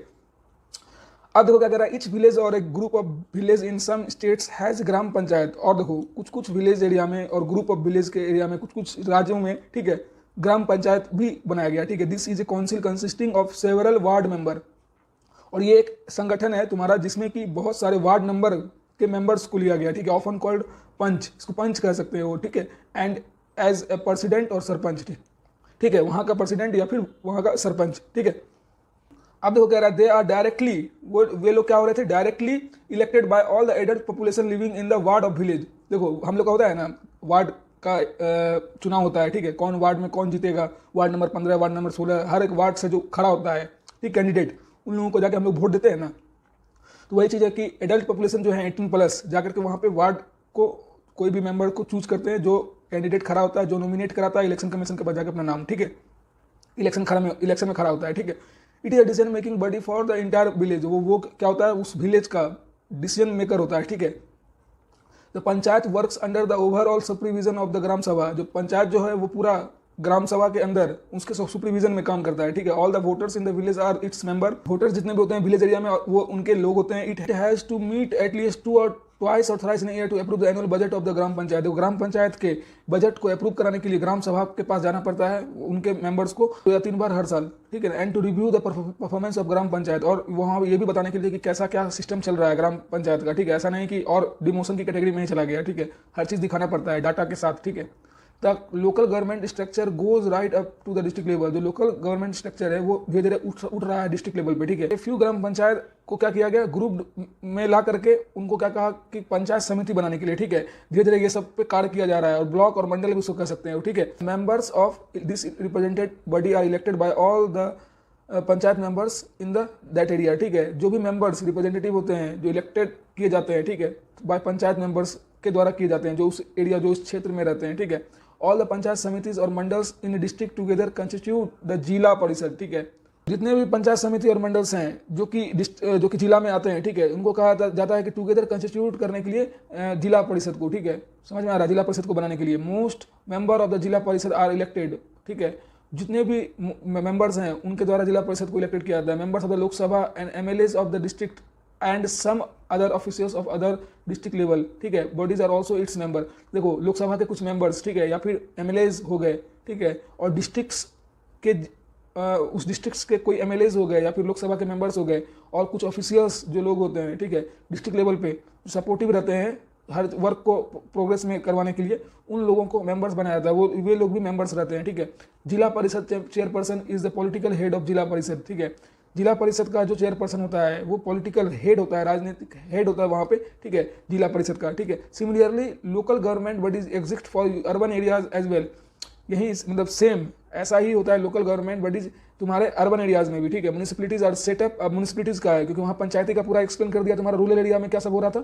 अब देखो म्यूनिसिपलिटीज तुम्हारा जो अर्बन एरिया में उसके बारे में कह रहा है। Municipalities are set up in the towns, big cities are constituted into municipal corporation, जो बिग शहर है, ठीक है, बड़ा बड़ा शहर है, ठीक है, वहां पे कंस्टिट्यूट कर दिया गया म्युनिसिपल कॉर्पोरेशन को। Both municipalities and municipal corporation are control by elected bodies consisting of people representative, जो लोगों के द्वारा चलाया जा रहा था, कंट्रोल किया जा रहा था इलेक्टेड बॉडीज के द्वारा, वो साथ में करने के बाद म्युनिसिपलिटीज को, म्युनिसिपल कॉर्पोरेशन को साथ में करने के बाद आराम से जो पीपुल्स रिप्रेजेंटेटिव हैं उनके द्वारा चलाया जा रहा है, ठीक है। Municipal chairperson is the political head of the municipality, और जो म्युनिसिपल चेयरपर्सन है, ये सब एकदम याद रखना है तुमको, कौन तुम्हारा हेड रहेगा म्युनिसिपलिटी का, तो municipal chairperson is the political head of the municipality. तो तुमको क्वेश्चन में पूछ सकता है कि कौन पॉलिटिकल हेड रहेगा म्युनिसिपलिटी में, तो municipal chairperson is the head of political head of municipality, ठीक है। In a municipal corporation such as officer is called mayor, और म्युनिसिपल कॉर्पोरेशन में तुम लोग वहाँ इस तरह के नाम से भी जानते होगे, सुनते ही होगे कि वहाँ का मेयर, ठीक है, मेयर कहा जाता है, ठीक है, अर्बन एरियाज में म्युनिसिपल कॉर्पोरेशन के तुम्हारे ऑफिसर्स जो होते हैं उनको, ठीक है ना। तो ध्यान में ये सब चीज रहना चाहिए, समझ में आया।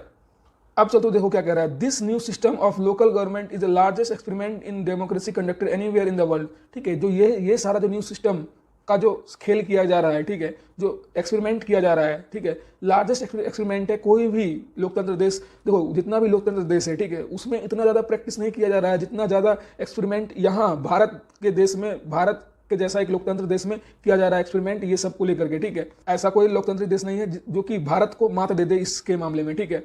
There are now about 36 lakh elected representative in the panchayat and municipalities ETC. तो ये जिसके पास एनसीईआरटी पुराना होगा, हो सकता है डाटा चेंजेस रहे, तो एज ए 2019 के हिसाब से ये 36 लाख इलेक्टेड रिप्रेजेंटेटिव बता रहा है कि पंचायत में अब हो गए हैं, ठीक है, टोटल भारत में मिला करके, और म्युनिसिपलिटीज और पंचायत को मिला करके 36 लाख इलेक्टेड रिप्रेजेंटेटिव हो चुके हैं, ठीक है, पूरा ऑल ओवर कंट्री में। This number is bigger than the population of many country in the world. Constitutional status for local government has help to deepen democratic in our country.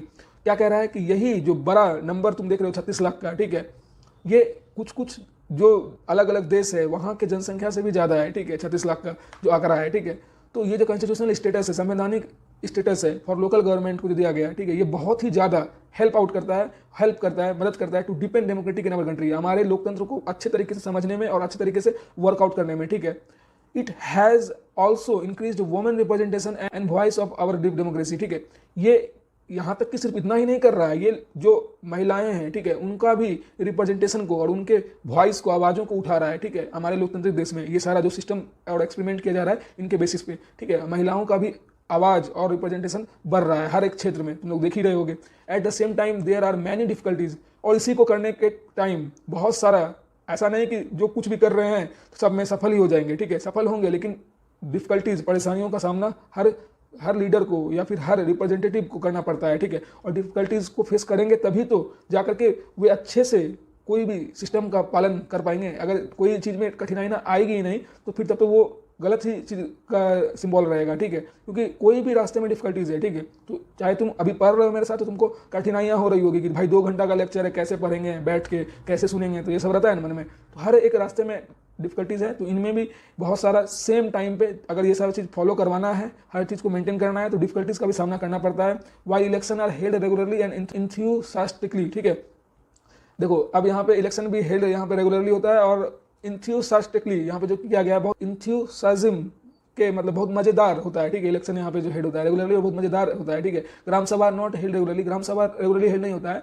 Most state government have not transferred significant power to the local government, और बहुत सारे state government हैं जो कि अपना significant power को transfer नहीं किए लोकल गवर्नमेंट को। Nor have they given adequate resources, और ना ही जो चाहिए एडुकेट रिसोर्सेज मतलब जितना जरूरत है उतना रिसोर्सेज को ना ही प्रदान किए। We are thus still a long way for realising the idea of self government.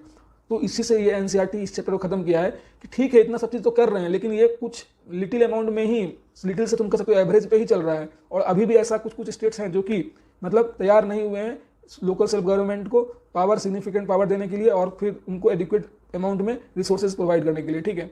तो इसलिए हम लोग अभी भी अगर हर कोई तैयार हो जाता तो तब तो बहुत अच्छे से इसको कहते ना कि भाई हम लोग आइडियल स्टेज पे पहुंच गए हैं सेल्फ गवर्नमेंट के, ठीक है। लेकिन इसलिए अब कह रहा है एनसीईआरटी कि भाई हम लोग अब नहीं, अभी तक भी नहीं पहुंचे हैं, ठीक है, क्योंकि लोग जब तक नहीं मानेंगे हर चीज़, हर एक सरकार, हर एक राज्य की सरकार नहीं समझेगी हर चीज़ को, तो फिर कैसे हम लोग मतलब लोकल सेल्फ गवर्नमेंट को एक आदर्श डेमोक्रेटिक कंट्री बोल पाएंगे, ठीक है, आइडियल डेमोक्रेटिक कंट्री बोल पाएंगे। इसलिए हम लोग अभी दूर हैं उस फेज में आने के लिए, धीरे धीरे आ रहे हैं, डेवलपिंग हो रहा है, हर जगह होते ही रहेगा, ठीक है। तो बहुत इंटरेस्टिंग चैप्टर था दोस्तों, ठीक है। अगर तुमने पूरा मेरे साथ बन के हर चीज़ रेगुलर होकर कंसिस्टेंसी दिखा करके ये 2 घंटा दिया है, तो मैं गारंटी दूंगा कि तुम्हारे ये 2 घंटा बर्बाद नहीं होगा, ठीक है।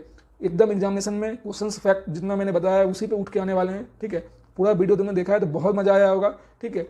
और लेक्चर बड़ा दोस्तों हो गया, 2 घंटे के अराउंड का हो गया lecture. Sorry for this, please video को अगर तुमने स्किप नहीं देखा है तुम्हारे लिए बहुत ही ज़्यादा ये बेनिफिशियल हो सकता है, ठीक है। फेडरलिज्म का चैप्टर लंबा था, इसलिए मैं चाह रहा था कि पूरा कंटेंट को एक ही वीडियो में डालूं ताकि तुम लोग को कहीं भी भटकना ना पड़े कि भाई कौन सा टॉपिक कहाँ से खोजूं, ठीक है। इसलिए मैंने डाल दिया है। तुम्हें जो टॉपिक्स पहले समझना है तुम वहाँ पे जाके स्किप करके देख सकते हो, ठीक है। और जहाँ पे जो इंपॉर्टेंट पॉइंट तुम्हें मैं जब समझा रहा था जो दिखा है उसको भी तुमने अगर नोट डाउन करते हुए चला है तो बहुत ही ज़्यादा अच्छा और अमेजिंग बात है, ठीक है। और मिलते हैं नेक्स्ट वीडियो में। आज के लिए बस इतना ही काफ़ी है तुम लोगों के लिए, ठीक है। तो मिलते हैं नेक्स्ट वीडियो में।